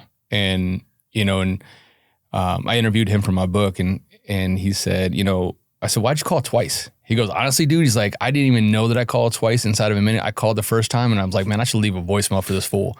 And he said, I didn't leave a voicemail the first time, so I called back to leave a voicemail, and it rang through, and you picked up. And I think you're absolutely right, man. I think we all know somebody that's struggling. And the first, when you heard my testimony about, the things that I was going through, we all know somebody that's going through that. And, here's my challenge to everybody that's out there that's listening. The first name that came to your head, send a text. And again, I'm not asking you to be a counselor. I'm not asking you to be a clinician. I'm just asking you to say, hey, I love you. There's light at the end of the tunnel, and I'm here for you. And I promise you, you'll save a life. You have no idea what people are going through. You just don't. And it's those little things, and I do it every day, man. I call them my status checks, and I got a buddy of mine that I'm status checking on the regular right now. He's going through some rough times, and and you just got to stay on it, because if they know that you have somebody, it's like the story of the guy at the Golden Gate Bridge. He said, I sat at the Golden Gate Bridge for 3 hours waiting for one person to come and ask me how I was doing. And if anybody asked me how I was doing, I was going to commit suicide. And he said, after 3 hours, nobody stopped to ask me how I was doing. He said, I reared back and I jumped. And I said, the moment my hands left the railing, I knew that I had made the worst mistake of my life. And, for anybody listening, this is a tough time. Thanksgiving to Christmas and the New Year's time frame is one of the toughest times of the year because of the family aspect. It has family aspect to it. It has financial aspects to it. It has a lot of different vibes that come along with that. Sometimes it can be really heavy. And my one thing is if you're struggling, man, I just want you to know you're not alone. And it's okay to not be okay. It's okay to feel the way you're feeling right now. And anybody that tells you that's not okay, they're wrong.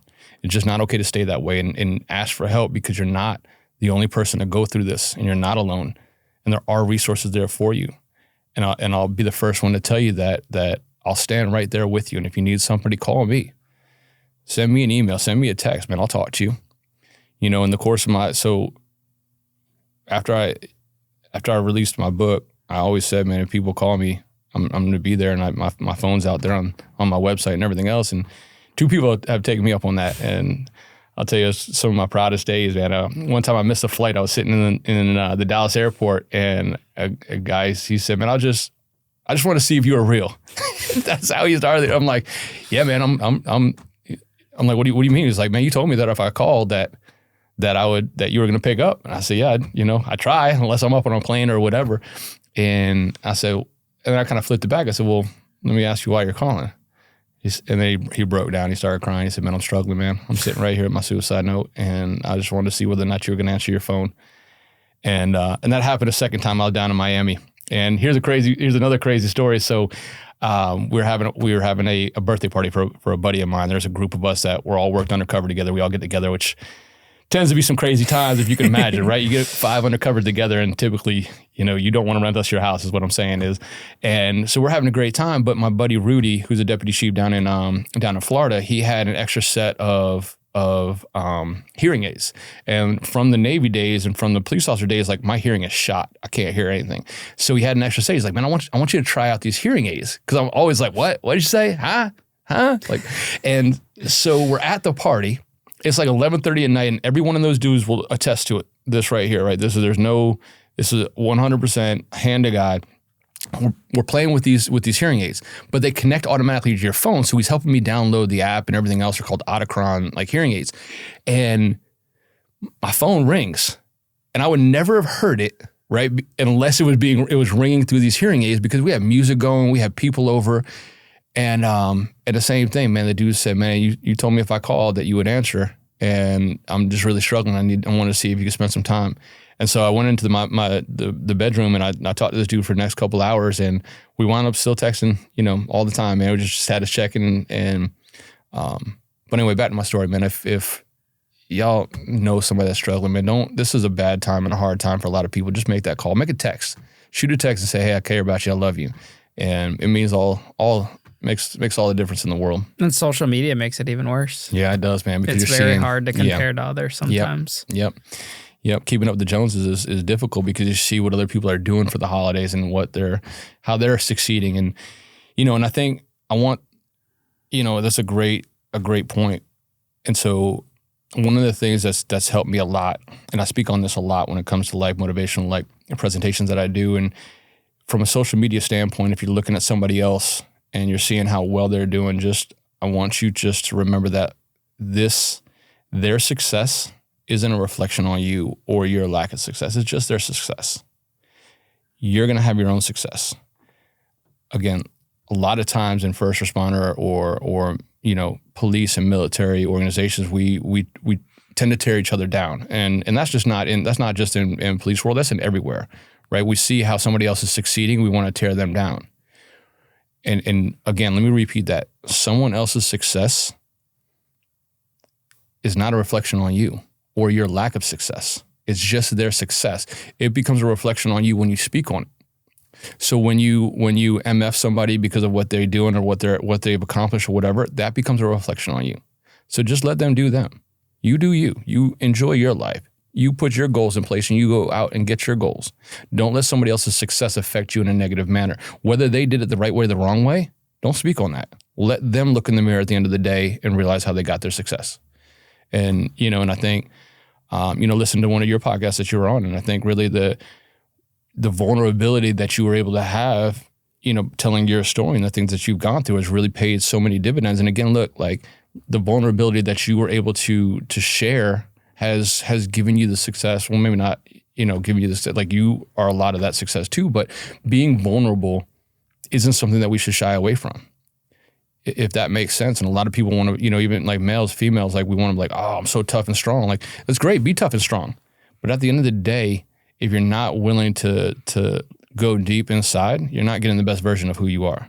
You're not being the best version to the people around you. Be vulnerable. Be okay crying. Be okay hugging someone. Be okay asking them how they are, because the vulnerability that you're going to give them is you're going to subconsciously give them permission to say, hey, if Ian Bick has the ability to say this, and Matt Griffin has the ability to say this, then I can too. And we're able to create a community of people that are vulnerable and that also are able to let go of some of the things that they're weighing them down. And it's pretty amazing. That's my boys. Those are my people. So. Yeah, I used to be always afraid to talk about prison. When I started talking about it, I was afraid to talk about how I, got bullied and picked on in prison, and how like the male prison guard came on to me, and that, I was basically got forced into protective custody and all these different things. little did I know those are my biggest assets, because there's in a world where all of these guys are coming out of prison talking hard and how they ran the yard, and thus I'm me, saying I did this and I did that, and it's fine. That people like that for me. I attract a different audience, and even the guys that are hard respect me because I never made myself out to be someone that I'm not. Genuine, like genuineness is so powerful, and just being exactly who you are and not being afraid of it in any way, shape, or form. And and I'm not afraid to say that, that there's difficult days. Not every day is great, and I'm sure not every day in Ian Bick's life is great. There's obstacles that we go through. But again, like, here's my thing. My background and things that I've gone through, all of those obstacles. When I see an obstacle today, I don't look at it as an obstacle. I look at it as an opportunity. And it's an opportunity for a multitude of different things. Like, I don't look at trauma the same way. I look at trauma as the ability to have a treasure. And that treasure can be found in the wisdom that I have through. Does it suck? Yeah, it sucks. Like, when my dad passed away, it sucked. But I also took away the treasure that I got to spend a little bit of time with him. And I got to say some things to him that I really needed to say. Because I never felt like my dad was proud of me. Here my brothers went off to try and, become successful, right? And here, my dad always called me a drug cop. He's like, "Oh, you're a drug dealer," because I had this beard and cornrows, and, he didn't really understand that. He wasn't part of that life. And when I got divorced, that didn't make sense to my dad.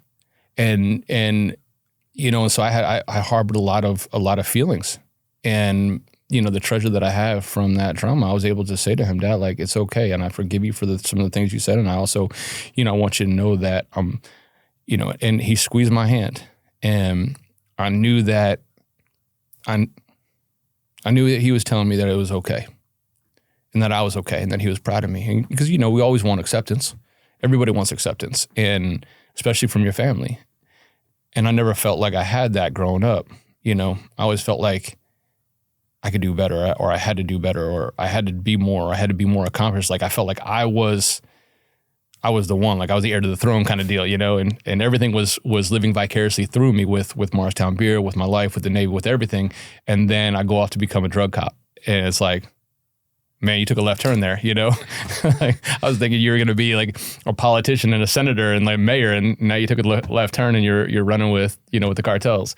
But yeah, man. And yeah, I'll tell you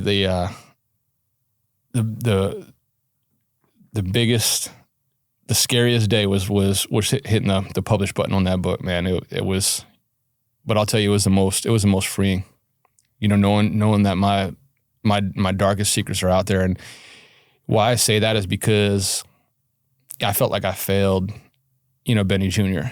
And after I released the book, Brittany's grandmother reached out to me, and on Facebook Messenger, and I just, I said, "I'm sorry." I'm sorry that I didn't respond. I'm sorry that I didn't go quicker. And she said, "Oh, Matt, don't ever, ever blame yourself." She said, "We looked at you as our earth angel, and we still do." And that released so much for me, so much hurt, so much pain, so much that was weighing me down. It released a backpack full of weights that I was carrying. And that's the thing about trauma, right? If you're not going to talk about it, you're not going to get through it. Like, there is so much treasure inside of every trauma if you're just going to willing to be to unpack it. And if you don't unpack it, it's just like balloons that you're holding underwater. Like, eventually one's going to slip up, and then you try to grab that one, and the other ones are going to slip up, and it's going to bring itself back up at the worst possible time in front of the worst possible people. So you might as well just deal with it now. As it comes through, just deal with your trauma, deal with the things that you're going through, address it, move on from it, and learn from it if you can. And they call it post-traumatic growth. And the more you're able to grow from that, the stronger and more. Like, the best thing for me about my book is I know that today's a good day, man. Today's a great day for me. I've never had the ability to be on a podcast like this, to sit in front of, an audience like this. And, for everybody that's listening, man, I just, from the bottom of my heart, I appreciate and I'm grateful for this. But tomorrow may be a bad day, and that's okay. That's okay. I know that I've been at the worst of the worst. And if there's a new rock bottom, then guess what? I just found a new rock bottom, and the only place to go is up. And that's the way I look at things. Like, I'm not scared of what tomorrow brings. I'm not scared of what tonight brings. You know, and the thing about like dealing with a lot of trauma that a lot of people don't understand is most of us are built for a connection. And what I mean by that is we go out and we want to connect with other people. We want to share a connection, whether that's a significant other, whether it's friends, whether it's dogs, whether it's whatever it is, like we want to share a connection. What happens when you sustain a level of trauma is you wind up being wired for protection, not connection. And so when you rewire yourself because of all this trauma hits, you wind up being hypervigilant about everything in your life because you're trying to protect yourself and anybody else that's around you from the things that you've seen and done. And that in turn just transforms your entire persona and who you are to the point where people are like, what's wrong with this guy? Why is he like that? Why is he so, why is he so, And again, like understanding that has been the biggest journey for me. Knowing that like, I can have my back to the door. I don't care anymore. You know, I don't have to look up on the rooftops anymore to see if there's a shiny object up there or the sun's gonna glint off of that. I don't have to do that anymore. Because at the end of the day, like I trust that whatever happens is gonna happen for a reason and I'm gonna get through it as it comes to me. And, you know, and I feel like I'm on my process and I'm on the path and the journey to getting back to a connection, if that makes sense. Like I was on that protection, but now I'm getting back to that connection. And man, it feels good. It feels good and blessed, man. I'm so grateful to be here, man, with you. This is phenomenal, man. I know. I love talking to you. Yeah. Can you share with us a couple of your favorite like undercover stories? Yeah. So like, I'm gonna give you guys a funny one, right? Yeah. Because I've hit you guys hard with a lot of like heavy things. So light the mood up for the audience. Let's light the mood up. You're gonna love this one, bro. So it's midday on a Sunday afternoon, and I'm in a small town in New Hampshire, and I'm buying a 10-pack of weed, right? Maybe it was either a 5-pack or 10-pack. I can't remember what it was, but it was like $30,000, right? So maybe it was even a 15-pack. I think it was like $2,000 a pound, right? And it was just like some heady bud. It was just like, and these were just straight like pot smokers, man. And I'm talking like patchwork, like pants, like they loved the fish and the Grateful Dead. Like, so I was a fish guy growing up, right? And, you know, bouncing around the room was a song that I loved and I would vibe out to. And so like, I kind of got in, you know, with these guys. And so anyway, I'm buying a 10-pack from her. 10-pack or a 20-pack was like $30,000. And so I got $30,000 in cash. I'm wired up. It's a Sunday afternoon.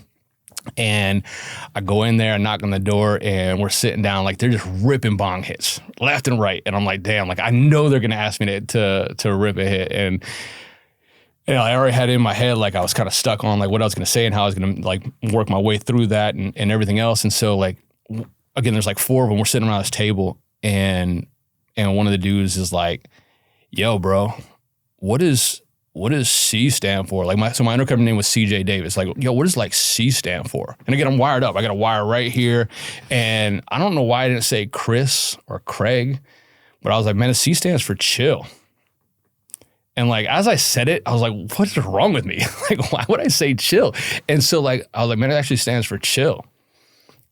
And like, he just put the little like the bomb back. He looks at me, he's like, bro, chill is fucking chill.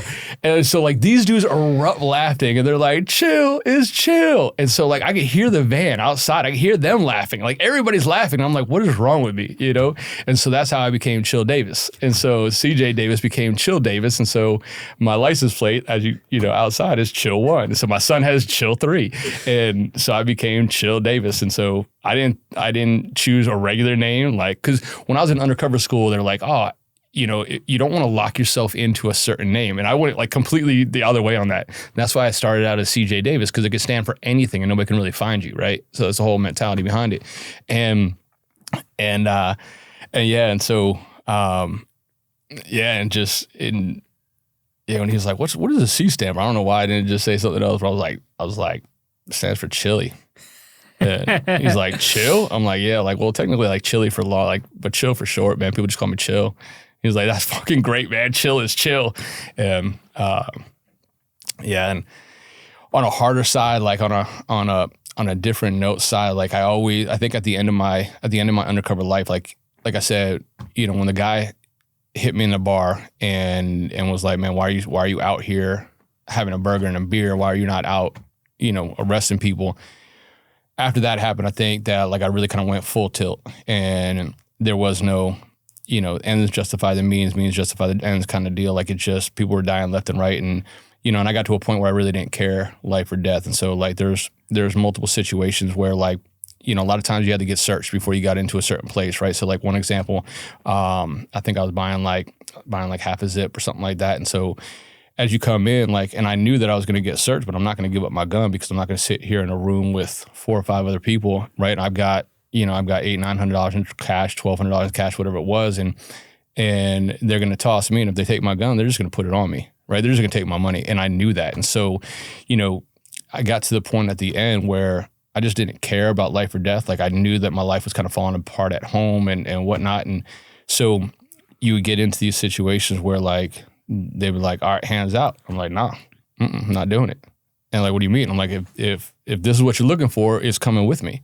And so I would literally pull a gun on the doorman, and he was like, you can't take that in there. I'm like, yeah, I can. Otherwise the deal's not going to go. I'm like, call Mr. Big and let him know. Let him know that I'm out here. My money's right. And I would, I'd flash roll him.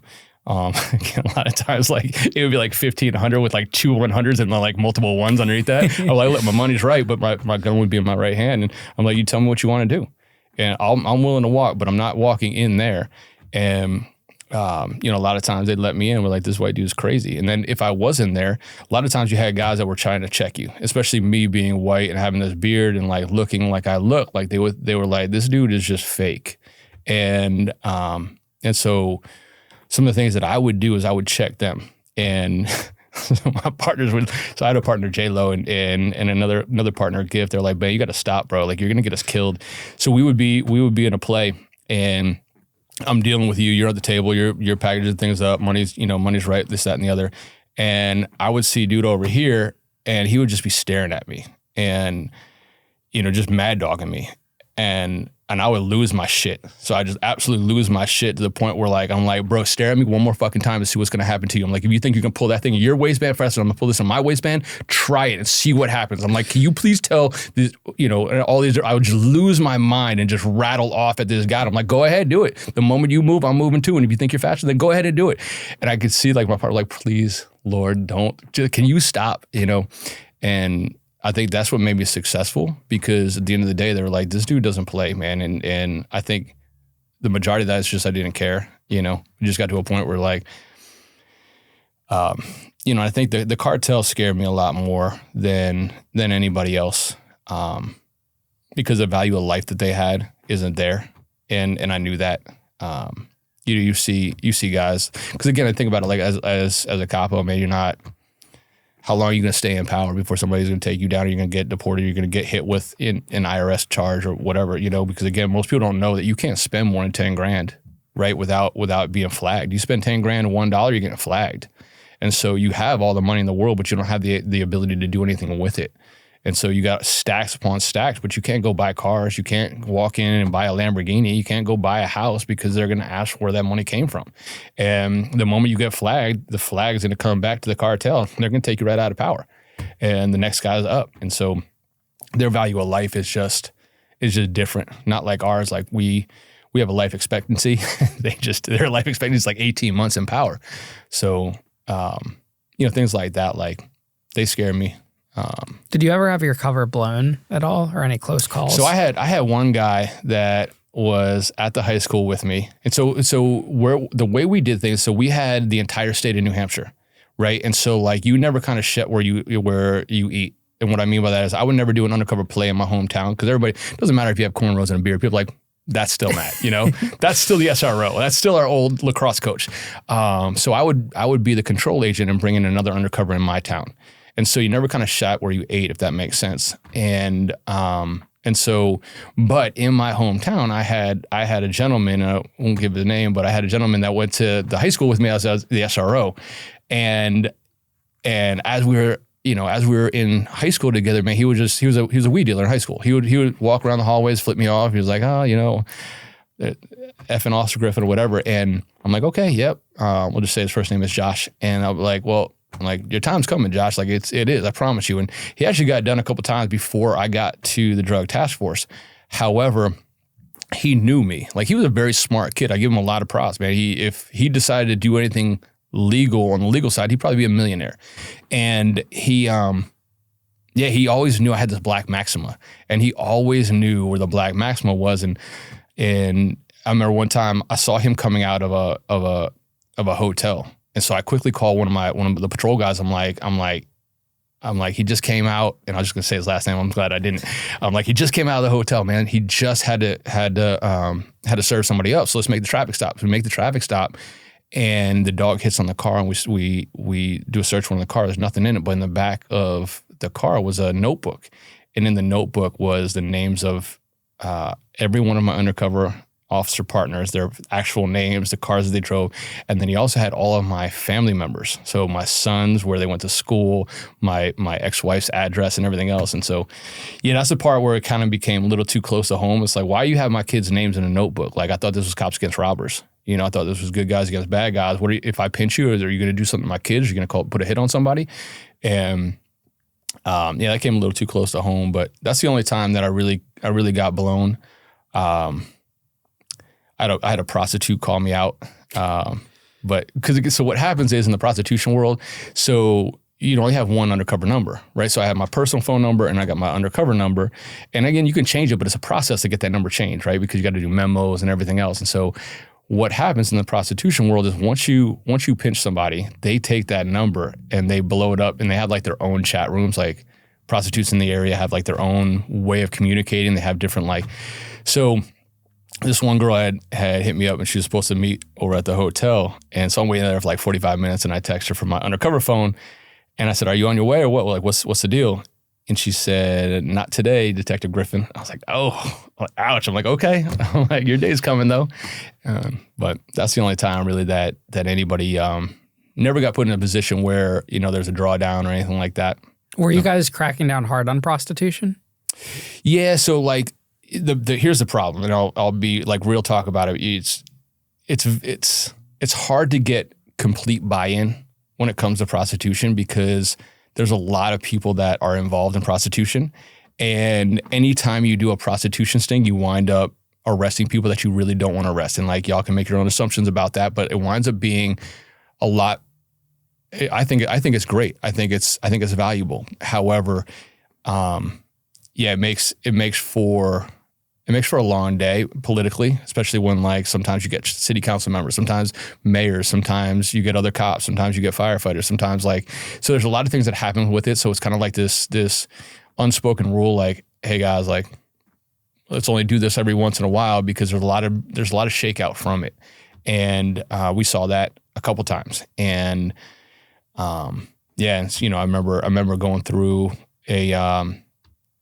what we call a confidential informant. Was a former prostitute. I remember going through the phone and there was a number that I know was issued to certain people inside of city government. I'm like, here you go. I'm out. Back to bringing it up to the higher chain of command. So like, that was always a tough part. But I think, again, there's a lot of, from a prostitution standpoint, from a human trafficking standpoint, is why we're always so passionate about it. And again, even today, you look around and it's like, it's still so rampant. And, I'll never unsee the things that I saw and the things that we did. And because what I mean by that is like, I look around, I see all the massage parlors. I see all the different, now it's a different day and age of the way they go about this. And it's like people don't realize what's happening right next to them. It's literally right next to every single city in this town, in this country. It's happening. And, and a lot of times, I'm sure Christmas Eve, I'll tell the story. People are like, what? I'm like, yeah, I'll pull it up right now. I'll pull up Rub Maps right now and show you exactly where the closest prostitution massage parlor is. And they're like, no way. I'm like, yeah, man, it's literally 0.5 miles. Like, I go to the deli right next to that. It's like, yeah. So, things like that. Do you believe in those laws though? Like, I understand, I'm against trafficking and all of that, but if someone wants to, hell no, I'm all about that. Like, if there's a service that you and somebody wants to provide that service, absolutely. I don't get what the issue is. I mean, that's no different than an OnlyFans right now, where people are 100% subscribing, yep, or porn in a way because they're getting paid to hook up with someone else. Yep, I have zero issues with it other than the human trafficking. If you're doing it against your will, that's where I have a problem with. And I always say, like, prostitutes on a whole were my best confidential informants because they knew everybody and they were just great. They were great to work with. To be honest with you, a lot of times, like, if you got a decent prostitute that wasn't strung out and just doing it for, they were great to work with. And but their hustle was I remember, like, I had flipped this one prostitute, and she was gonna work for me, and I got home that night, and all of a sudden I got like a naked picture, and like, hey, can I wear this the next time? She said, where can I hide the wire? Ha ha ha. And I was like, oh man. I'm like, now what do I do? Right? Do I tell my boss that I just got a naked picture from my confidential informant? Do I just delete it? Do I not respond back? Because then she's gonna be digged off that I didn't respond back, right? And then she's not gonna buy for me anymore. So yeah. But how, if ever, were you able to make amends with your family for choosing that line of work and the ramifications that came from it that you were telling us about earlier? Yeah, great question, man. That was the divorce was the toughest. I felt like my family turned their back on me during my divorce. And I think that was one of the things that really was kind of one of the final straws for me prior to wanting to end my life. And there really hasn't been full on like, hey, I'm sorry for the way I treated you, or I'm sorry for this, or I'm sorry for that. But I had to make peace of it. Now, my younger sister was phenomenal through the whole situation. She would call me all the time, like, listen, I don't care what happens. I don't care what's going on with your ex-wife. I don't care where you're at. I just want to know that you're okay. And that always made sense. My older brother and I, we struggled. My older sister and I, we struggled. My older sister was very good about, well, I shouldn't say good. She was terrible about spreading things around, right? If she had an idea, or she had a theory, or she had whatever, a rumor, it would make its way around. And so I wound up not talking to one of my sisters for a while because I didn't want my words to get misunderstood. And so, and I think that was a problem because I put my head down and I wouldn't talk to anybody. And I think once I was ready to kind of reemerge and take my head out of the sand and say, look, like, I need to own my own stuff, but y'all also need to own your stuff. And, to this day, my mother and my ex-wife, my boy's mother, they're still good friends. And during the divorce, that hurt. It's like, look, like, I'm your son. I need help, and I felt like they helped my ex-wife because they thought that I was this piece of shit drug cop. And I was, doing this, that, and the other on the side and everything else when I wasn't. And so that took a lot to get over. And I think that at the end of the day, I really had to make peace with what I could control and what I couldn't control. And so, I think like the type A aspect of who I was as an undercover really, once I was able to let go of that identity and just get back to who Matt was and who Matt Griffin is and just be proud of who I am, I think it made it a little bit easier for me to say, hey, I forgive you. And I know you're not apologizing, but I'm just telling you that in my life, I forgive you for how you treated me during that time. And I'm sure I could have done better. But at the end of the day, I just need support. I'm going through the toughest of the tough, the worst of the worst. And like, I remember I was going to do an undercover play. I think I was buying like a half a kilo at the Rockingham Mall up in Mass. And I have my it was like a 45-minute drive, right? So I have my undercover phone, and so before you go in to buy, like you wash yourself, right? We call it washing. Wash your car, wash yourself. Make sure you don't have anything from who you actually are so you wash your car like you'd have somebody else wash your car, not like soap and clean, but go through it, make sure there's no police stuff, no affidavits, no anything that, because if somebody checks you, and so we hadn't washed my car yet, so I still had my personal phone. And I was going through divorce, and I'm getting ready to go buy like a half a kilo or a kilo at the Rockingham Mall. My mom sends me a message, and I still have it. She's like, I hope God strikes you down for your decisions. I'm like, the fuck, man? I'm like, come on, Mom. Like, you just put me in a mood right now. Like, and that's what I mean. Like, I get into these deals, and I'm like, yeah, go on. Let's strike me down. Let's do this. And I had to release the anger that I had from that, and I had to release the fact that I felt like I was doing something great for my community, but my family didn't realize it. And yeah, I mean, that's a great question because it's still to this day, it's taken me a lot, and there's a lot of trigger points where people will I'll say something, and if my words get turned back around, and I just kind of back out. And but I think family is very important, and I made a conscious effort to make sure that my family is involved in my life and the decisions that I've made, because at the end of the day, you don't get that time back. And you know, I don't want to be just like losing my dad. I don't want to have regrets with my mom or with anybody else in my family, because again, at the end of the day, time's short, man. Life is short. It goes quick. One of the benefits of a law enforcement career is that you see how quick life is. You see, you know, I remember I had a fatal traffic accident, and the lady was driving home from work on 101, and a 18-wheeler hit her, and her husband showed up to the scene, and he was slamming the cell phone in my face. He's like, she just said, I'll be home in 15 minutes. Turn the oven on to 300 degrees. And he couldn't believe, because he was, you know, going through the shock. And you see things like that, and you remember that, and you're like, man, it's not worth it. And that's kind of where I landed. It's just not worth it. And I don't have the energy to be bitter. And I think as success for me evolved, if that makes sense, like so when I left law enforcement, I didn't have a pot to piss in. I didn't, you know, I know what I was going to do. And I think when I wrote the book, I think my family and my ex-wife was one of the first people to read my book. And I remember like I had released it. I wasn't even talking to her at this point. And she sends me a text. She's like, read your book, period. I'm like, sweet. I'm like, so like, what do you do? You respond like, and okay, thank you for the support. Like, what do you say to that? And I was like, okay. And so she called me and we talked for an hour. She's like, I didn't know this stuff. Like, yeah, I know. I mean, you asked me not to tell you. Yeah, you didn't want to deal with it. You didn't want to hear about, you know, about prostitutes, about shootings, about this. You didn't want to hear about guns going off. You don't want to hear about, you know, me having, you know, the slack out of my trigger ready to take somebody's head off because I thought I was going to die. And, you know, you didn't want to have that, and that's fine. But also understand that those things that you didn't understand had an impact on my life. And, you know, it opened up doors for conversations where, you know, my mom read the book, and, you know, and she lives down in the Outer Banks now, and we sat and we talked about it. And she goes, man, I didn't know that you felt that way, you know, about a lot of things. I said, yeah. I said, when I needed you the most, when I needed you to have my back and to stand with me, you didn't. And I said, Mom, that was very difficult for me to take. And, you know, even my second divorce, like I made a very bad decision with my second marriage. And I said, when I needed you the most, you were the most distant from me. And, you know, and I was able to say that, but I was also to say, it's okay.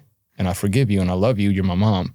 And, you know, because again, like how am I going to say to somebody else, like, you know, you're not allowed to have a fault. I mean, I got 4 boys at home, and trust me, like, I've failed them miserably many times, and I try every day to be a better dad and a better person than them.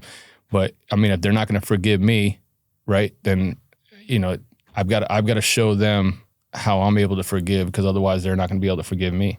And so, but great question, man. What do you think the life lesson that people from all sides of the criminal justice system can take away from your story? You know, victims, family members, law enforcement, and former people that were incarcerated. Yeah, man, I think that I think the number one lesson is that we're all human, and, you know, it's okay. It's okay to not be okay. It's not okay to stay that way, I think is really what I want to, you know, to get through. And look, like, whatever side you find yourself on, whether it's being incarcerated, whether it's being on the side of the criminal justice side as a cop, whether it's as a family member of a cop, whether it's in corporate America, no matter what it is, like, we're all going to go through trauma. We're all going to get stuck in that trauma. And I want you to know that it doesn't end there, and it doesn't stop there. And if you can pause, if you can breathe, if you can look at it and you can find a way to stop digging and address that trauma and get through it, you're going to be such a better person through it. And just understanding that today's trauma is tomorrow's treasure. I mean, without the trials and tribulations I had, I wouldn't be sitting here. I wouldn't have this testimony. I wouldn't have the ability to be on the Ian Bick, you know, Locked In podcast. And that goes for everybody out there. No matter what you're going through, if you take it and you use it in strength, and I don't want to be cliche about it, but like, just don't give up. I almost made the worst decision of my life, and it took a best friend of mine to say, man, there's light at the end of the tunnel. Know that the darkest, the souls that have seen the darkest days can shine the brightest lights. And whatever you're going through today, give it another day. That's it, man. Give it another minute, give it another second, give it another hour, give it another 24.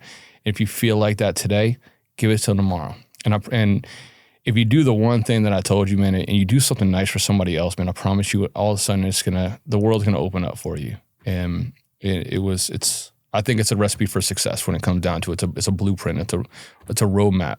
Just choose to do something good for somebody else, and it doesn't have to be monetarily. Just give somebody a hug, man. Just buy somebody a coffee, or just say something nice to the next person that you see at the gas station. Like, hey, I really like that jacket. I hope you have a really Merry Christmas. I hope you have a great holiday season. I hope you have a really nice New Year's. They're not expecting it, especially up here in the Northeast,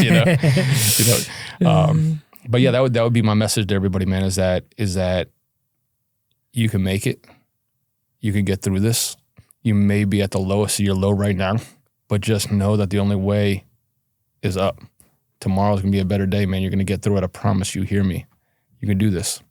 Matt, I appreciate you coming on today, man. Absolutely. Incredible brother. Absolutely. Absolutely. You tell your story beautifully. Man, thank you very Gearing much. yourself up for when you go on the bigger shows, man. But I'm glad to say I was your first. Yeah. And I can't wait to see you up on those other ones, man. Man, I appreciate it, man. I hope that, I think I was telling you about the screenwrite, man. I hope that we can find, every no closer to a yes, man. And I'm really hoping that we can take this story and put it onto the big screen and yeah, I'm gonna keep searching, man. Every day I'm gonna make a phone call and say, hey, are you interested in my screenplay? And yeah, you'll get there, man. Every no is closer to a yes. Everything will work out, man. You just keep pushing, and much success to you in 2025. Man, thank you so much, Ian, for having me on here. I really appreciate it, brother. All right, so before we wrap up, I just wanted to add one more thing, and I know if you've made it this far, I wanted to just be vulnerable too. I know I'm asking you to be vulnerable. I'm asking you to make that phone call, make that text message. And so in turn, I want to be vulnerable too. And this is what's called spoken word poetry. It's something that I'm very passionate about.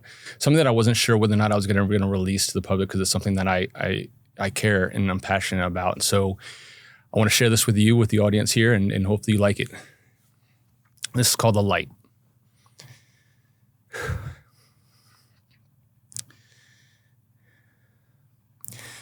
They say when you die, you see it, a light at the end of the tunnel, like a train coming out of the darkness, a bullet flashing suddenly. It's 10:02 p.m. on March 17, 2017. The gun in my hand feels almost weightless. It's been 2 weeks since my partner committed suicide. Combine that with my ex putting my bank accounts on ice, and this is a bitter mixture. The kind where you just tilt your head back fast, close your eyes, and hope you don't notice the burn of the shot. Because this tunnel, it only moves in one direction, one way down. One choice and not even one thing left to live for. So tired of the strain of my sons seeing their father as a failure. But I have to be strong for them. Zeros is midnight in military time. I wrote my suicide note. The final words, all that'll be left to me, and it reads like a poem. It's 10:51 p.m. Do you remember your first dead body? I do. I saw more trauma in one day than most will see in a lifetime. Can someone tell me it's going to be okay? Can someone say that these nightmares will go away? If you're not strong enough to see it, then it's not the job for you. Save my firecrackers, save my firecrackers, she screamed as her 2-year-old took his last breath in my mouth during CPR. Like the hollow eyes of men with guns to their temples, those last moments embedded like bullets and skulls in drywall. The flash. Noise of violence, the blood splatter, the shattered bones. My voice echoes between screams, the last voice I'll ever hear. Don't do this. Take a breath. The smiling family photos on the walls of the person that was just alive seconds ago. We were taught to normalize nightmares as an occupational hazard. We speak crisis like a learned language. I look at the clock.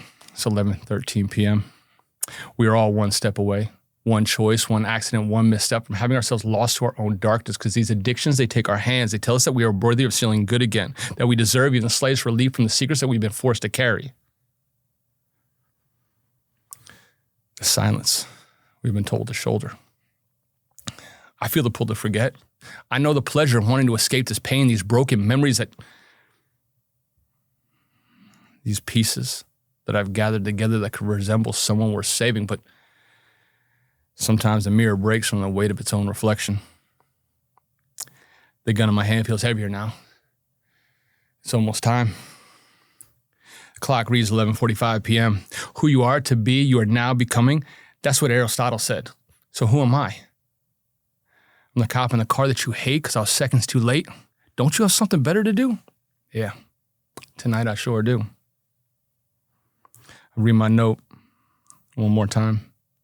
Even when the curtain closes for us all, the show will live on. I've lived the best life I could, but it wasn't good enough. I wasn't strong enough, but I can be now. I want to see that light, but maybe that light is never coming. Maybe the only light is the one that is here, the one that I hold in my hand. A flash in the dark, a lightning bolt. Choose. Choose. Who you are to be, you are now becoming. Well, I'm becoming free of the memories that I was trained to swallow, like the knot in my throat, the canary in the coal mine. Look, guys, why can't we talk about this? Countdown begins. I'm tired. I'm ready to leave this all behind. It's 11:58. It's 11:59. And it happens, a flash in the dark. Now from my hand, it's my phone. Someone's calling. The last voice I will hear, and the name it appears. It's a friend. It's Ben. Griff, let's get together. I got something to do just for an hour. Maybe tomorrow, Ben. I think my body slumped over the steering wheel. The police officer at the scene, a scene I've seen so many times before. There's light at the end of the tunnel, he says. And I decide, okay, I'll come by. Because tomorrow is still a good day to die. Well, guess what? Tomorrow turned into a week into a month, and a month into a year, and all it took was one person to be there, one person to say, it's going to be okay. Look, I'm not trying to tell you that's going to get better, but I will say that it gets easier. Because if you go through it, you'll get through it. So this is for you. To all the men and women, mothers and fathers, sons and daughters, law enforcement, military alike, who didn't get a chance to see the light, who didn't have the signposts to lead them to get the help that they needed. Because the number one leading cause of death in the police and military is not homicide.